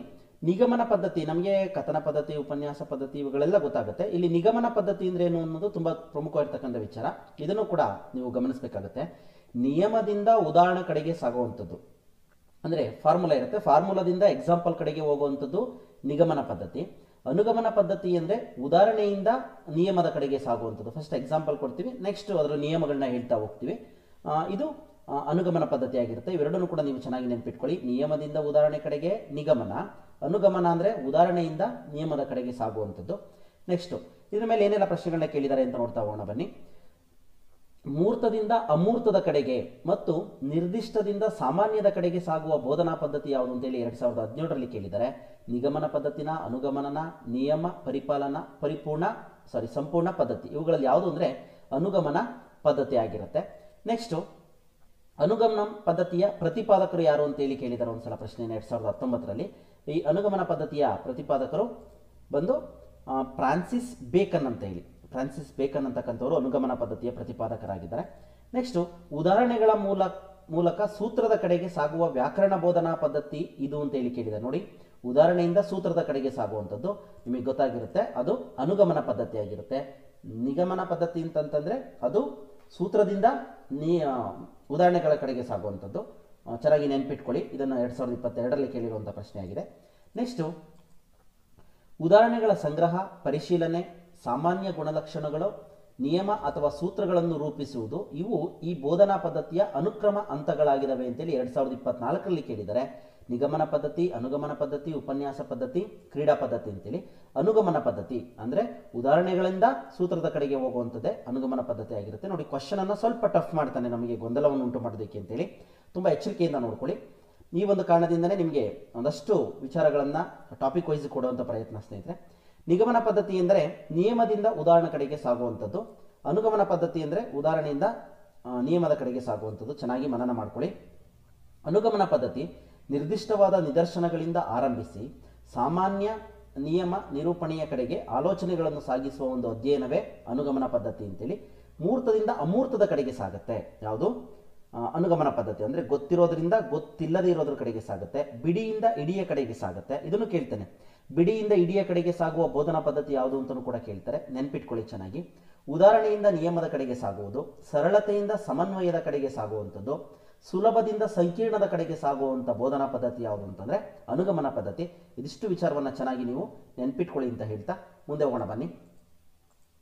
ಖಂಡ ಪದ್ಧತಿಯ ಲಕ್ಷಣವೆಂದರೆ ಅಂತ ಹೇಳಿ 2023ರಲ್ಲಿ ಕೇಳಿದರೆ, ಇಡಿಯಿಂದ ಬಿಡಿಗಿನ ಕಡಿಮೆ ಸಮಯನ, ಬಿಡಿಯಿಂದ ಇಡಿಗ ಸ್ವಾಭಾವಿಕ ಕಲಿಕೆನ ಅಂತೇಳಿ ಬಿಡಿಯಿಂದ ಇಡಿಯ ಕಡೆಗೆ ಸಾಕ್ತಕ್ಕಂಥ ಪದ್ಧತಿನ ಖಂಡ ಪದ್ಧತಿ ಅಂತೇಳಿ ಕರಿತೀವಿ. ನೆಕ್ಸ್ಟ್ ಉಪನ್ಯಾಸ ವಿಧಾನದ ಬೋಧನೆಯ ಅನುಕೂಲವೆಂದರೆ 2023ರಲ್ಲಿ ಕೇಳಿರುವಂಥದ್ದು ಅಗಲುಗನಸಿಗೆ ನಾಂದಿ ಮಾಡಿಕೊಡುತ್ತಾ, ಅಂದರೆ ಉಪನ್ಯಾಸಗಳು ಅವ್ರ ಪಾರಿಗೆ ಅವರ ಕಾಲೇಜುಗಳಲ್ಲಿ ಟೀಚ್ ಮಾಡ್ತಾ ಹೋಗ್ತಿರ್ತಾರೆ, ಅದರಿಂದ ವಿದ್ಯಾರ್ಥಿಗಳು ಅಗಲುಗನಸು ಕಾಣ್ತಾ ಇರ್ತಾರ, ಮೌಲ್ಯಮಾಪನಕ್ಕೆ ಅವಕಾಶವಿಲ್ಲ ಅಂತನ, ಅಧ್ಯಾಪಕರ ನೆನಪಿನ ಶಕ್ತಿಯ ಮೇಲೆ ಅಪಾರ ಹೊರೆ ಬೀಳುತ್ತದೆ ಅಂತನ, ಎಂತಹ ದೊಡ್ಡ ಗುಂಪು ಸಭೆಗಳಿಗೂ ಇದನ್ನು ಹೊಂದಿಸಬಹುದು ಅಂತನ. ಇಲ್ಲಿ ಸರಿಯಾದಂಥ ಉತ್ತರ ಡಿನೇ ಆಗಿರುತ್ತೆ ಸ್ನೇಹಿತರೆ. ಉಪನ್ಯಾಸ ಪದ್ಧತಿಯಿಂದ ಎಂತಹ ದೊಡ್ಡ ಗುಂಪು ಸಭೆಗಳಿದ್ರೂ ಕೂಡ ಅವರಿಗೆ ಹೊಂದಿಸಿ ಪಾಠವನ್ನ ಅಥವಾ ಬೋಧನೆಯನ್ನ ವಿಚಾರವನ್ನ ತಿಳಿಸ್ತಾ ಹೋಗ್ಬೋದು. ಅನುಕೂಲ ಅಂತ ಕೇಳಿದ್ದಾರೆ, ಅನನುಕೂಲ ಅಂತ ಕೇಳಿದ್ರೆ, ಹಾಗಾಗಿ ನೆನ್ಪಿಟ್ಕೊಳ್ಳಿ. ನೆಕ್ಸ್ಟ್ ಈ ಕೆಳಗಿನ ಭಾಷಾ ಬೋಧನಾ ಪದ್ಧತಿಗಳಲ್ಲಿ ಸಾಂಪ್ರದಾಯಿಕ ಪದ್ಧತಿಗೆ ಸೇರಿಲ್ಲದಿರುವುದು ಯಾವುದು ಅಂತೇಳಿ ಪ್ರಶ್ನೆಯನ್ನು ಕೇಳಿದ್ದಾರೆ. ಸಾಂಪ್ರದಾಯಿಕ ಪದ್ಧತಿಗೆ ಸೇರಿಲ್ಲದಿರೋದು ಆಲ್ರೆಡಿ ಹೇಳಿದೀವಿ. ಸಾಂಪ್ರದಾಯಿಕ ಬೋಧನಾ ಪದ್ಧತಿಗಳು ಮತ್ತೆ ಆಧುನಿಕ ಬೋಧನಾ ಪದ್ಧತಿಗಳನ್ನ ನೆನ್ಪಿಟ್ಕೊಳ್ಳಿ ಅಂತೇಳಿ. ಪಠ್ಯಪುಸ್ತಕ, ಉಪನ್ಯಾಸ, ಪ್ರಶ್ನೋತ್ತರ, ನಾಟಕಾಭಿನಯ ಅಂತೇಳಿ. ಇದರಲ್ಲಿ ಪಠ್ಯಪುಸ್ತಕ ಪದ್ಧತಿ ಅನ್ನೋದು ಸಾಂಪ್ರದಾಯಿಕ ಬೋಧನಾ ಪದ್ಧತಿಗೆ ಸೇರಿರೋದಿಲ್ಲ. ಇನ್ನು ಮಿಕ್ಕಿದವೆಲ್ಲ ಸಾಂಪ್ರದಾಯಿಕ ಬೋಧನಾ ಪದ್ಧತಿಗಳೇ ಆಗಿರ್ತವೆ. ನೆಕ್ಸ್ಟ್ ಬೋಧನಾ ಕ್ರಿಯೆ ಪರಿಣಾಮಕಾರಿಯಾಗಲು ಪ್ರತ್ಯಕ್ಷ ಹಾಗೂ ಸಜೀವ ವಸ್ತುಗಳನ್ನು ಕೆಲವೊಮ್ಮೆ ಮಾದರಿಗಳನ್ನು ಉಪಯೋಗಿಸಿಕೊಂಡು ಕಲಿಸುವ ಪದ್ಧತಿ. ಬೋಧನಾ ಕ್ರಿಯೆ ಪರಿಣಾಮಕಾರಿಯಾಗಿ ಎಫೆಕ್ಟಿವ್ ಆಗಿರೋದಕ್ಕೆ ನಮ್ಮ ಟೀಚಿಂಗು ಪ್ರತ್ಯಕ್ಷ ಹಾಗೂ ಸಜೀವ ವಸ್ತುಗಳನ್ನ ಬಳಸ್ಕೊಳ್ತೀವಿ ಅಂತ ಮಾದರಿಗಳನ್ನ ಬಳಸ್ಕೊಂಡು ಕಲಿಸುವಂಥ ಕಲಿಕೆ ಯಾವುದು ಅಂತೇಳಿ. ಪಠ್ಯಪುಸ್ತಕ ಪದ್ಧತಿನ, ಸಂಪೂರ್ಣ ಪದ್ಧತಿನ, ಪ್ರಶ್ನೋತ್ತರ ಪದ್ಧತಿನ, ನಿದರ್ಶನ ಪದ್ಧತಿನ ಅಂತೇಳಿ. ನಿದರ್ಶನ ಪದ್ಧತಿನೇ ಆಗಿರುತ್ತೆ, ಈಸಿಯಾಗಿ ಗುರುತಿಸ್ಬೋದು, ಏನು ಸಮಸ್ಯೆ ಆಗೋದಿಲ್ಲ. ಇನ್ನು ಒಂದು ನಿರ್ದಿಷ್ಟ ಪಠ್ಯಾಂಶವನ್ನು ವಿದ್ಯಾರ್ಥಿಗಳು ತಾವೇ ಕಲಿಯಲು ವ್ಯವಸ್ಥೆಗೊಳಿಸಲು ಕಲಿಕಾ ಸಾಮಗ್ರಿಗಳ ಮೂಲಕ ಕಲಿಯುವ ವಿಧಾನ ಯಾವುದು ಅಂತೇಳಿ 2020ರಲ್ಲಿ ಕೇಳಿದರೆ, ಅಂದರೆ ವಿದ್ಯಾರ್ಥಿಗಳು ಸ್ವತಃ ತಾವೇ ಕಲಿಯುವಂಥದ್ದು. ರೂಪಕ ವಿಧಾನನ, ಸ್ವಯಂ ಬೋಧಿನಿ ವಿಧಾನನ, ನಾಟಕ ವಿಧಾನನ, ಸಾಂಪ್ರದಾಯಿಕ ಪದ್ಧತಿನ ಅಂತೇಳಿ. ಸ್ವಯಂ ಬೋಧಿನಿ ವಿಧಾನ ಅಂದರೆ ಒಂದು ನಿರ್ದಿಷ್ಟ ಪಠ್ಯಾಂಶವನ್ನು ವಿದ್ಯಾರ್ಥಿಗಳು ತಾವೇ ಕಲಿಯೋದಕ್ಕೆ ವ್ಯವಸ್ಥೆ ಮಾಡಿಕೊಳ್ಳುವಂಥದ್ದು ಸ್ವಯಂ ಬೋಧಿನಿ ವಿಧಾನ ಆಗಿರುತ್ತೆ. ನೆಕ್ಸ್ಟ್ ಮಕ್ಕಳನ್ನು ಕಲಿಕೆಗೆ ಸಿದ್ಧಗೊಳಿಸಲು ಕಲಿಕೆಯತ್ತ ಆಸಕ್ತಿ ಮೂಡಿಸಿ ಪ್ರೇರಣೆ ನೀಡುವ ಪ್ರದರ್ಶಿಸುವ ಪದ್ಧತಿ ಯಾವುದು ಅಂತ ಹೇಳಿ ಕೇಳಿದ್ದಾರೆ. ಉಪನ್ಯಾಸ ಪದ್ಧತಿನ, ಪ್ರಯೋಗಾಲಯ ಪದ್ಧತಿನ, ಪಠ್ಯಪುಸ್ತಕ ಪದ್ಧತಿನ, ಪ್ರಶ್ನೋತ್ತರ ಪದ್ಧತಿನ ಅಂತ. ಪ್ರಶ್ನೆಯನ್ನು ಚೆನ್ನಾಗಿ ಅರ್ಥ ಮಾಡ್ಕೊಳ್ಬೇಕಾಗುತ್ತೆ. ಮಕ್ಕಳನ್ನು ಕಲಿಕೆಗೆ ಸಿದ್ಧಗೊಳಿಸಲು, ಕಲಿಕೆಯತ್ತ ಆಸಕ್ತಿ ಮೂಡಿಸಲು ಪ್ರೇರಣೆ ನೀಡುವ ಪ್ರಶ್ನಿಸುವ ಪದ್ಧತಿ ಪ್ರಶ್ನೋತ್ತರ ಪದ್ಧತಿನೇ ಆಗಿರುತ್ತೆ ಸ್ನೇಹಿತರೆ. ಅವ್ರಿಗೆ ಒಂದಷ್ಟು ಪ್ರಶ್ನೆಗಳನ್ನ ಕೇಳಿದ್ರೆ ವಿದ್ಯಾರ್ಥಿಗಳ ಒಂದು ಗಮನವನ್ನು ನಾವು ಪಾಠದ ಕಡೆ ಸೆಳೆಯೋದಕ್ಕೆ ಅನುಕೂಲ ಆಗುತ್ತೆ ಅಂತೇಳಿ ಆಧಾರದ ಮೇಲೆ ಈ ಪ್ರಶ್ನೆಯನ್ನು ಕೇಳಿದರೆ. ವಿಷಯದ ಬಗ್ಗೆ ಪ್ರಶ್ನಿಸುತ್ತಾ ಮಕ್ಕಳಿಂದ ಉತ್ತರ ಪಡೆಯುತ್ತಾ ವಿವರಿಸುವುದೇ ಪ್ರಶ್ನೋತ್ತರ ಪದ್ಧತಿ.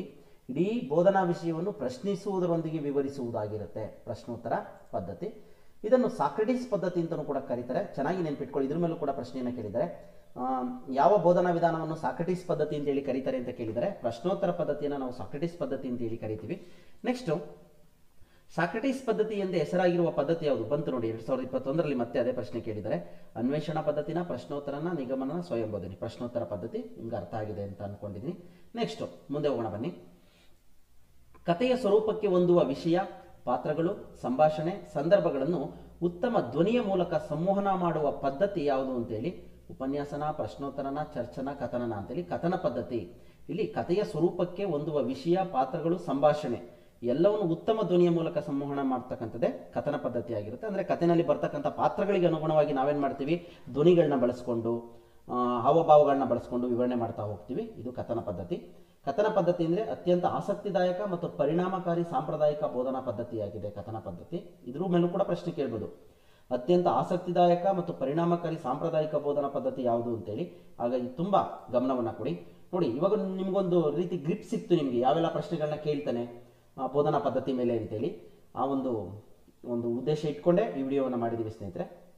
ನೆಕ್ಸ್ಟು, ಗತಕಾಲದ ವಿಷಯಗಳನ್ನು ಹೇಳುವಾಗ ಈ ಪದ್ಧತಿಯನ್ನು ಹೆಚ್ಚಾಗಿ ಬಳಸಲಾಗುತ್ತದೆ. ಅಂದರೆ ಇತಿಹಾಸದ ಕಥೆಗಳನ್ನು ಅಥವಾ ಗತಕಾಲ ಹಿಂದೆ ನಡೆದು ಹೋದಂಥ ಘಟನೆಗಳನ್ನ ಹೇಳುವಂಥ ಸಂದರ್ಭದಲ್ಲಿ ಈ ಪದ್ಧತಿ ಹೆಚ್ಚು ಬಳಕೆಯಾಗುತ್ತೆ. ಅಂದರೆ ಪ್ರಶ್ನೋತ್ತರ ಪದ್ಧತಿನ, ಉಪನ್ಯಾಸ ಪದ್ಧತಿನ, ನಾಟಕ ಅಭಿನಯ ಪದ್ಧತಿನ, ಕಥನ ಪದ್ಧತಿನ ಅಂತೇಳಿ ಕಥನ ಪದ್ಧತಿ ಅಂತಕ್ಕಂಥದ್ದು ಹೆಚ್ಚು ಪರಿಣಾಮಕಾರಿಯಾಗಿರುತ್ತೆ. 2022ರಲ್ಲಿ ಕೇಳಿರುವಂಥದ್ದು. ನೆಕ್ಸ್ಟು, ನಾಟಕ ಸಾಹಿತ್ಯ ಬೋಧಿಸುವಾಗ ಈ ಅಂಶದ ಕಡೆಗೆ ಹೆಚ್ಚು ಒತ್ತು ಕೊಡಬೇಕು. ನಾಟಕ ಸಾಹಿತ್ಯವನ್ನು ಬೋಧಿಸುವಾಗ ಯಾವ ಅಂಶದ ಕಡೆಗೆ ಹೆಚ್ಚು ಒತ್ತನ್ನು ಕೊಡಬೇಕು? ವೈಚಾರಿಕತೆನ, ಸಂಭಾಷಣೆ ಮತ್ತು ಸನ್ನಿವೇಶಗಳ ಚಿತ್ರಣನ, ಭೌಗೋಳಿಕ ವೈಶಿಷ್ಟ್ಯಿಕ, ಪ್ರಚಲಿತ ವಿದ್ಯಮಾನಗಳ ವಿಶ್ಲೇಷಣೆಗೆ ಅಂತೇಳಿ ನಾಟಕ ಸಾಹಿತ್ಯವನ್ನು ಬೋಧಿಸುವಾಗ ಯಾವ ಕಡೆಗೆ ಗಮನ ಕೊಡಬೇಕು? ಗೊತ್ತಾಗಿದೆ, ಸಂಭಾಷಣೆ ಮತ್ತು ಸನ್ನಿವೇಶಗಳ ಚಿತ್ರಣಕ್ಕೆ ಸಂಬಂಧಪಟ್ಟ ಹೆಚ್ಚಿನ ಆಸಕ್ತಿಯನ್ನು, ಒತ್ತನ್ನು ನಾವೇನು ಮಾಡಬೇಕಾಗುತ್ತೆ? ಕೊಡಬೇಕಾಗತ್ತೆ. ನೆಕ್ಸ್ಟು,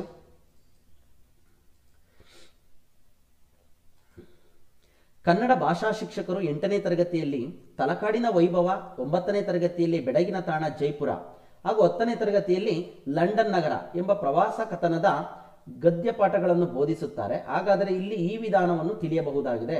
ಆರ್ಡರ್ ಕೊಟ್ಟಿದ್ದಾರೆ ನಮಗೆ. 8ನೇ ಕ್ಲಾಸಲ್ಲಿ ತಲಕಾಡಿನ ವೈಭವ ಇದೆ, 9ನೇ ತರಗತಿಯಲ್ಲಿ ಬೆಡಗಿನ ತಾಣ ಜೈಪುರ ಇದೆ, 10ನೇ ತರಗತಿಯಲ್ಲಿ ಲಂಡನ್ ನಗರ ಅಂತ ಹೇಳಿದೆ. ಈ 3 ಪಾಠಗಳು ಕೂಡ ಪ್ರವಾಸ ಕಥನಗಳೇ ಆಗಿದ್ದಾವೆ. ಹಾಗಾಗಿ ನಾವು ಒಂದಷ್ಟು ಪಠ್ಯಪುಸ್ತಕಗಳನ್ನು ಕೂಡ ನಾವೇನು ಮಾಡಬೇಕಾಗುತ್ತೆ? ಓದಿ ಯಾವ್ಯಾವ ಪಾಠ ಇದ್ದಾವೆ ಅಂತ ತಿಳ್ಕೊಂಡ್ರೆ ಸ್ನೇಹಿತರೆ ನಾವು ಇನ್ನೂ TETನಲ್ಲಿ ಹೆಚ್ಚು ಅಂಕಗಳನ್ನ ಗಳಿಸ್ಬೋದು. 8th, 9th, 10th ಟೆಕ್ಸ್ಟ್ ಬುಕ್ಕನ್ನು ರೀಡ್ ಮಾಡಿ ಅಂತಾನು ಹೇಳ್ತಾ 6th, 7th ಕೂಡ ರೀಡ್ ಮಾಡಿ, ಅವು ಕೂಡ ತುಂಬ ಪ್ರಮುಖವಾಗಿರ್ತಕ್ಕಂಥವೆ. ಹಾಗಾಗಿ ಇಲ್ಲಿ ಯಾವ ವಿಧಾನವನ್ನು ತಿಳಿಯಬಹುದು? ಈ 3 ಕ್ಲಾಸ್ಗಳಲ್ಲಿ ಈ ರೀತಿ ಪ್ರವಾಸನ ಕಥನ ಕೊಟ್ಟಿರೋದ್ರಿಂದ ಅಂತರ್ಗತ ವಿಧಾನನ, ರಚನಾತ್ಮಕ ವಿಧಾನನ, ಸುರುಳಿ ಆಕಾರದ ವಿಧಾನನ, ನಿಗಮನ ವಿಧಾನನ ಅಂತೇಳಿ ಸುರುಳಿಯಾಕಾರದ ವಿಧಾನದ ಆಧಾರದ ಮೇಲೆ ಈ ಒಂದು 3 ಪಾಠಗಳನ್ನು 3 ತರಗತಿಗಳಲ್ಲಿ ಪ್ರವಾಸ ಕಥನಗಳನ್ನ ಕೊಟ್ಟಿದ್ದಾರೆ. ಅಂದರೆ ಸುರುಳಿ ಆಕಾರದಲ್ಲಿ, ಇದಾದ್ಮೇಲೆ ಮತ್ತೊಂದು, ಮಗದೊಂದು, ಈ ರೀತಿ ಸುರುಳಿ ಆಕಾರದ ವಿಧಾನದಲ್ಲಿ ಕೊಟ್ಟಿದ್ದಾರೆ. ರಾಷ್ಟ್ರಕವಿ ಎಂ ಗೋವಿಂದ ಪೈ ಅವರ ತಾಯೇಬಾರ ಮಗವತವರ ಪದ್ಯದ ಜೊತೆಗೆ ರಾಷ್ಟ್ರಕವಿ ಕುವೆಂಪುರವರ ಭಾರತ ಜನನಿಯ ತನುಜಾತೆ ಪದ್ಯವನ್ನು ಪೂರಕವಾಗಿ ಶಿಕ್ಷಕರು ಬೋಧಿಸಿದರೆ ಇದು ನಮಗೆ ಈ ವಿಧಾನವನ್ನು ತಿಳಿಸುತ್ತದೆ ಅಂತೇಳಿ ಪ್ರಶ್ನೆಯನ್ನು ಕೇಳಿದ್ದಾರೆ. 2024ರಲ್ಲಿ ಕೇಳಿರುವಂಥ ಪ್ರಶ್ನೆ ಸ್ನೇಹಿತರೆ. ನೋಡಿ, ಈ ಥರದವೆಲ್ಲ ನಮಗೆ ಸ್ವಲ್ಪ ಸವಾಲನ್ನು ಕೊಡ್ತವೆ. ಹೇಗೆ ಅಂತೇಳಿ, ಇದು ಸಮ್ಮಿಳಿತ ವಿಧಾನನ, ರಚನಾತ್ಮಕ ವಿಧಾನನ, ಸುರುಳಿ ಆಕಾರದ ವಿಧಾನನ, ಅನುಗಮನ ವಿಧಾನನ ಅಂತೇಳಿ ಇದು ಸಮ್ಮಿಳಿತ ವಿಧಾನ ಆಗಿರುತ್ತೆ. ನೋಡಿ, ಇಲ್ಲಿ ಈ ಪ್ರವಾಸ ಕಥನಗಳು ಕೊಟ್ಟಿರೋದು ಸುರುಳಿ ಆಕಾರದ ವಿಧಾನ ಆಗಿರುತ್ತೆ.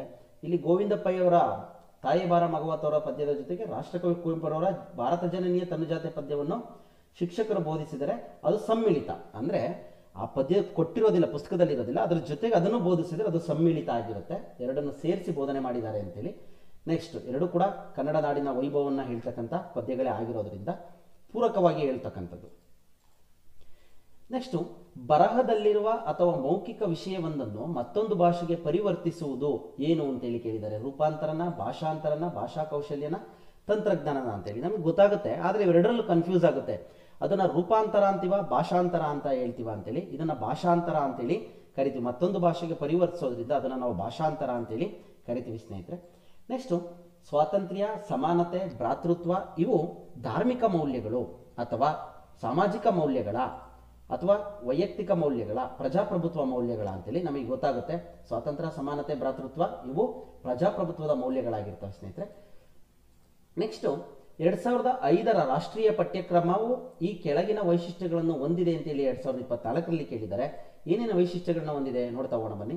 ಕಲಿಕೆಯನ್ನು ಜೀವನದ ಅವಶ್ಯಕತೆಗಳೊಂದಿಗೆ ಜೋಡಿಸುವುದು, ಶಾಲೆಯ ಹೊರಗಿನ ಬದುಕಿಗೆ ಜ್ಞಾನವನ್ನು ಸಂಯೋಜಿಸುವುದು, ಇವುಗಳಲ್ಲಿ ಸರಿಯಾದ ಉತ್ತರವನ್ನು ಗುರುತಿಸಿ ಅಂತೇಳಿ ಕೇಳಿದ್ದಾರೆ.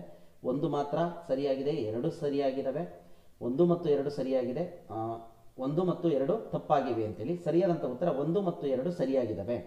ಕಲಿಕೆಯನ್ನು ಜೀವನದ ಅವಶ್ಯಕತೆಗಳೊಂದಿಗೆ ಜೋಡಿಸುವುದು. ನಾವು ಯಾವುದೇ ಒಂದು ಪಾಠವನ್ನು ಅಥವಾ ವಿಚಾರವನ್ನು ಹೇಳಿದಾಗ ಮಗು ತನ್ನ ಜೀವನಕ್ಕೆ ಅಳವಡಿಸ್ಕೊಳ್ಬೇಕು, ಜೊತೆಗೆ ಶಾಲೆಯ ಹೊರಗಿನ ಬದುಕಿಗೆ ಜ್ಞಾನವನ್ನು ಸಂಯೋಜಿಸ್ಕೊಳ್ಬೇಕಾಗತ್ತೆ. ಇವಾಗ ಒಂದು ಗಣಿತದ ಲೆಕ್ಕಾಚಾರ ಕೂಡೋದು ಕಳೆಯೋದನ್ನು ಹೇಳಿದ್ದೀವಿ ಅಂತಂದರೆ ಅದನ್ನು ಶಾಲೆಯ ಹೊರಗಿನ ಬದುಕಿಗೂ ಕೂಡ ಕಟ್ಕೊಳ್ಬೇಕಾಗುತ್ತೆ, ತನ್ನ ಜೀವನದಲ್ಲೂ ಕೂಡ ಅಳವಡಿಸ್ಕೊಳ್ಬೇಕಾಗುತ್ತೆ.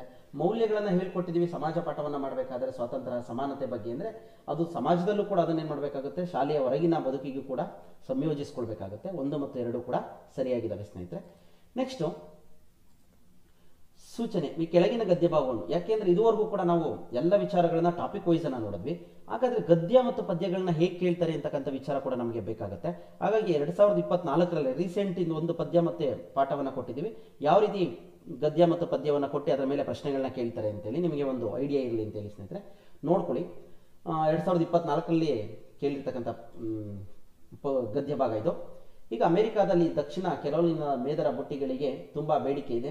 ಇದನ್ನ ಓದ್ಕೊಳ್ತೀರಿ, ನೀವು ಓದ್ಕೊಳ್ಳಿ, ಯಾಕೆಂದ್ರೆ ವಿಡಿಯೋ ಲೆಂತಿ ಆಗುತ್ತೆ. ಹಾಗಾಗಿ ನಿಮಗೆ ಅವಶ್ಯಕತೆ ಇದ್ರೆ ಅಥವಾ ಕ್ವಶನ್ ಪೇಪರ್ ಇದ್ರೆ ಅದರಲ್ಲಿ ಓದಿರ್ತೀರಾ ಅಂತ ಅನ್ಕೊಂಡಿದ್ದೀನಿ. ಈ ಈ ಪ್ಯಾಸೇಜನ್ನು ಕೊಟ್ಟಿರ್ತಾನೆ, ಓದ್ಕೊಳ್ಳಿ ನೀಟಾಗಿ, ಏನು ಸಮಸ್ಯೆ ಆಗೋದಿಲ್ಲ. ಎಲ್ಲರೂ ಕೂಡ ಹೆಚ್ಚಿನ ಅಂಕಗಳನ್ನ ಈ ಒಂದು ಗದ್ಯ ಮತ್ತು ಪದ್ಯ ಭಾಗದಲ್ಲಿ ಗಳಿಸಬಹುದು ಅಂತ ಹೇಳ್ತಾ, ಇದರಲ್ಲಿ ಅಮೆರಿಕಾದಲ್ಲಿ ಅಂತರ್ಯುದ್ಧ ಆರಂಭವಾಗಿ ಯಾವುದಕ್ಕೆ ಗಿರಾಕಿಗಳು ಕಡಿಮೆಯಾದರು ಅಂತೇಳಿ ಆ ಪ್ರಶ್ನೆಯನ್ನು ಕೇಳಿದ್ದಾರೆ. ಅದನ್ನು ಕ್ಲೀನಾಗಿ ಓದ್ಕೊಂಡ್ರೆ ಗೊತ್ತಾಗುತ್ತೆ. ಭತ್ತಕ್ಕಾಗಿ ಗಿರಾಕಿಗಳು ಕಡಿಮೆ ಆಗ್ತಾರೆ, ಗದ್ಯ ಭಾಗದಲ್ಲಿ ಇದೆ. ನೆಕ್ಸ್ಟ್ ಮೇದರ ಬುಟ್ಟಿಗಳಿಗೆ ಇಲ್ಲಿ ತುಂಬಾ ಬೇಡಿಕೆ ಇದೆ ಅಂತ ಹೇಳಿ ಕೇಳಿದ್ದಾರೆ. ಎಲ್ಲಿ ಅಂದರೆ ಅಮೆರಿಕಾದ ದಕ್ಷಿಣ ಕೆರೋಲಿನಾದಲ್ಲಿ. ಎಚ್ಚರಿಕೆಯಿಂದ ಗದ್ಯ ಭಾಗವನ್ನು ಓದಿದರೆ ಈ ಥರ ಪ್ರಶ್ನೆಗಳಿಗೆ ಉತ್ತರಿಸಬಹುದು. ನೆಕ್ಸ್ಟ್ ಇವು ಅಮೆರಿಕಾದ ಸೂಪರ್ ಮಾರ್ಕೆಟ್ಗಳಿಗಿಂತಲೂ ಜನಪ್ರಿಯವಾಗಿದ್ದಾವೆ ಅಂತ ಹೇಳಿ ಪ್ರಶ್ನೆ ಕೇಳಿದ್ದಾರೆ. ಇಲ್ಲಿ ಬಯಲು ಮಾರುಕಟ್ಟೆಗಳು. ನೆಕ್ಸ್ಟ್ ಇವುಗಳಲ್ಲಿ ಸರಿಯಾದ ಹೇಳಿಕೆಯನ್ನು ಗುರುತಿಸಿ ಅಂತ ಹೇಳಿ ಪ್ರಶ್ನೆ ಕೇಳಿದ್ದಾರೆ. 4 ಆಪ್ಷನ್ ಯಥಾ ಪ್ರಕಾರ ಕೇಳಿದ್ದಾರೆ. ಇದರಲ್ಲಿ ಪರಂಪರೆಯಿಂದ ಬಂದಿದ್ದ ತಮ್ಮ ಬುಟ್ಟಿ ಹೆಣೆಗಾರಿಕೆಗಳನ್ನು ಆಫ್ರಿಕನ್ ಹೆಂಗಸರು ಕೈ ಬಿಡಲಿಲ್ಲ ಅಂತೇಳಿ ಅಲ್ಲಿ ಸರಿಯಾದಂಥ ಉತ್ತರ ಆಗಿರುತ್ತೆ. ನೆಕ್ಸ್ಟ್ ಇದಾದ್ಮೇಲೆ ಕಲಾತ್ಮಕವಾದ ಭತ್ತದ ಬುಟ್ಟಿಯನ್ನು ಈ ವಸ್ತುಗಳನ್ನು ಉಪಯೋಗಿಸಿಕೊಂಡು ಎಣೆಯುತ್ತಿದ್ದರು ಅಂತೇಳಿ ಕೇಳಿದ್ದಾರೆ ಪ್ರಶ್ನೆಯನ್ನ. ಇಲ್ಲಿ ಭತ್ತದ ಹುಲ್ಲು ಮತ್ತು ನದಿಯ ತೀರದಲ್ಲಿ ಬೆಳೆಯುತ್ತಿದ್ದ ಜೊಂಡು ಇವುಗಳನ್ನ ಬಳಸಿಕೊಂಡು ಅವರು ಭತ್ತದ ಬುಟ್ಟಿಗಳನ್ನ ಎಣಿತಾ ಇದ್ರು ಅಂತೇಳಿ. ನೆಕ್ಸ್ಟ್ ಇವರು ನಮ್ಮ ಮೇದರರಂತೆ ಎಳೆಗಳನ್ನು ಒಂದರೊಳಗೊಂದಂತೆ ಹೋಗಿಸಿ ಬುಟ್ಟಿ ಎಣೆಯುವುದಿಲ್ಲ.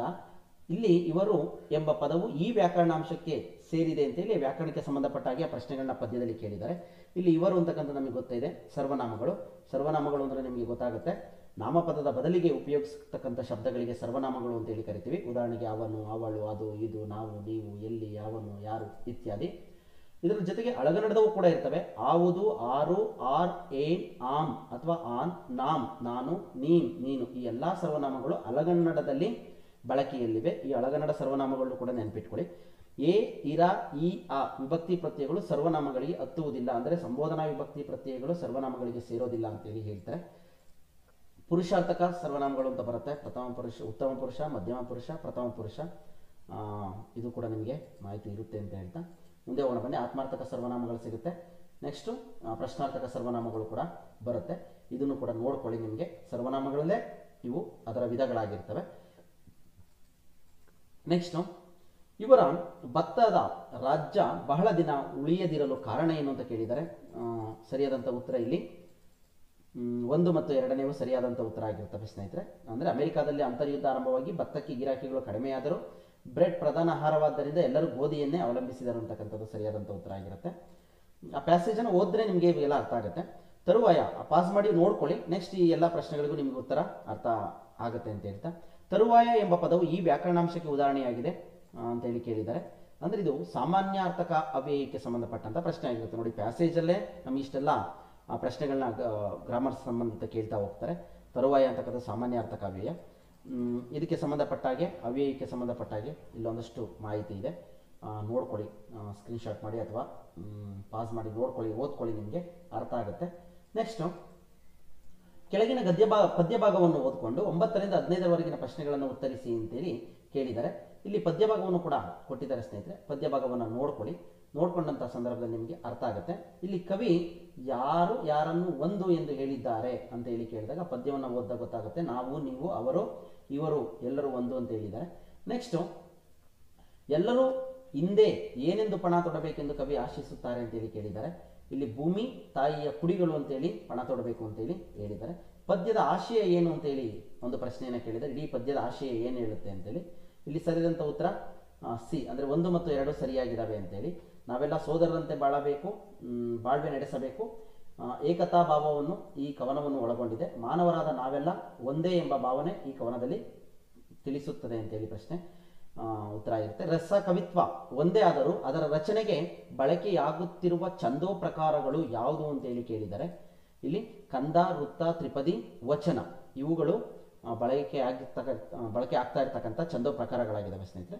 ನೆಕ್ಸ್ಟು ತೆಂಕಣ ಪದದ ಅರ್ಥ ಏನು ಅಂತ ಕೇಳಿದ್ದಾರೆ ದಿಕ್ಕುಗಳಿಗೆ ಸಂಬಂಧಪಟ್ಟ ಹಾಗೆ. ಇಲ್ಲಿ ಮೂಡಣ, ಪಡುವಣ, ಬಡಗಣ, ತೆಂಕಣ ಅದರ ಬಗ್ಗೆ ನಿಮಗೆ ಗೊತ್ತಿದೆ. ದಿಕ್ಕುಗಳ ಹೆಸರನ್ನು ಸೂಚಿಸುವ ಶಬ್ದಗಳಿಗೆ ದಿಗ್ವಾಚಕ ಅಂತೇಳಿ ಕರಿತೀವಿ. ಪೂರ್ವ ಮೂಡಣ, ಪಶ್ಚಿಮ ಪಡುಮಣ, ಉತ್ತರ ಬಡಗಣ, ದಕ್ಷಿಣ ತೆಂಕಣ ಆಗಿರುತ್ತೆ. ಇವುಗಳಲ್ಲಿ ತಪ್ಪಾಗಿರುವ ಹೇಳಿಕೆಗಳನ್ನು ಗುರುತಿಸಿ ಅಂತೇಳಿ ಕೇಳಿದ್ದಾರೆ. ಯಾವ ಹೇಳಿಕೆಗಳು ತಪ್ಪಾಗಿದ್ದಾವೆ ಅಂತೇಳಿ. ವಚನವು 8 ಸಾಲಿನ ಪದ್ಯವಾಗಿರುತ್ತದೆ ಅಂತ ಹೇಳಿದರೆ ಈ ಒಂದು ಹೇಳಿಕೆ ತಪ್ಪಾಗಿದೆ. ಕಂದ ಪದ್ಯ 4 ಸಾಲು, ವೃತ್ತ 4 ಸಾಲು, ತ್ರಿಪದಿ 3 ಸಾಲಿನ ಪದ್ಯ, ವಚನ 8 ಸಾಲಿನ ಪದ್ಯ ಆಗಿರೋದಿಲ್ಲ. ಹಾಗಾಗಿ ಇದು ತಪ್ಪಾದ ಹೇಳಿಕೆ ಆಗಿದೆ 2024ರಲ್ಲಿ ಕೇಳಿರುವಂಥದ್ದು.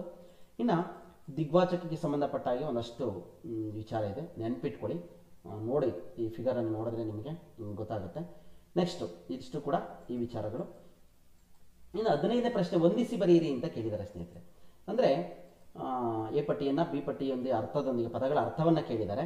ಹಾಗಾಗಿ ಇಲ್ಲಿ ನೋಡ್ಕೊಳ್ಳಿ ಇದ್ರ ಯಾವ್ಯಾವ ಅರ್ಥಕ್ಕೆ ಬರ್ತವೆ ಅಂತೇಳಿ. ಇದನ್ನು ಹೊಂದಿಸಿದ್ರೆ ನಿಮಗೆ ಗೊತ್ತಾಗುತ್ತೆ.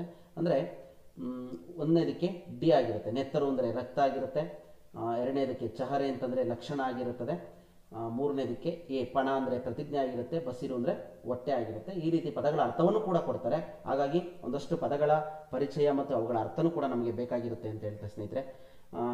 ನೀವು ಇನ್ನೂ ಏನಾದರೂ ಹೆಚ್ಚಿನ ಮಾಹಿತಿ ಬೇಕು ಅಥವಾ ಗ್ರಾಮರ್ ಸಂಬಂಧಿತ ನಿಮ್ಗೆ ಏನಾದರೂ ಗೊಂದಲಗಳಿದ್ದಾವೆ ಅಂತಂದರೆ ನಮ್ಮ ಸಂಪೂರ್ಣ ವ್ಯಾಕರಣ ಇದೆ, ಜೊತೆಗೆ ವ್ಯಾಕರಣಕ್ಕೆ ಸಂಬಂಧಪಟ್ಟ ಹಾಗೆ ಎಲ್ಲ ವಿಡಿಯೋಗಳು ಕೂಡ ಇದ್ದಾವೆ, ನೋಡಿ ಅಂತ ಹೇಳ್ತಾ ಈಗ ಶೀಘ್ರದಲ್ಲೇ ಇತಿಹಾಸ ಸಂಬಂಧಿತ ಸೋಷಿಯಲ್ ಸಂಬಂಧಿತ ವಿಡಿಯೋ ಕೂಡ ಅಪ್ಲೋಡ್ ಮಾಡ್ತೀವಿ ಅಂತ ಹೇಳ್ತಾ ಸ್ನೇಹಿತರೆ.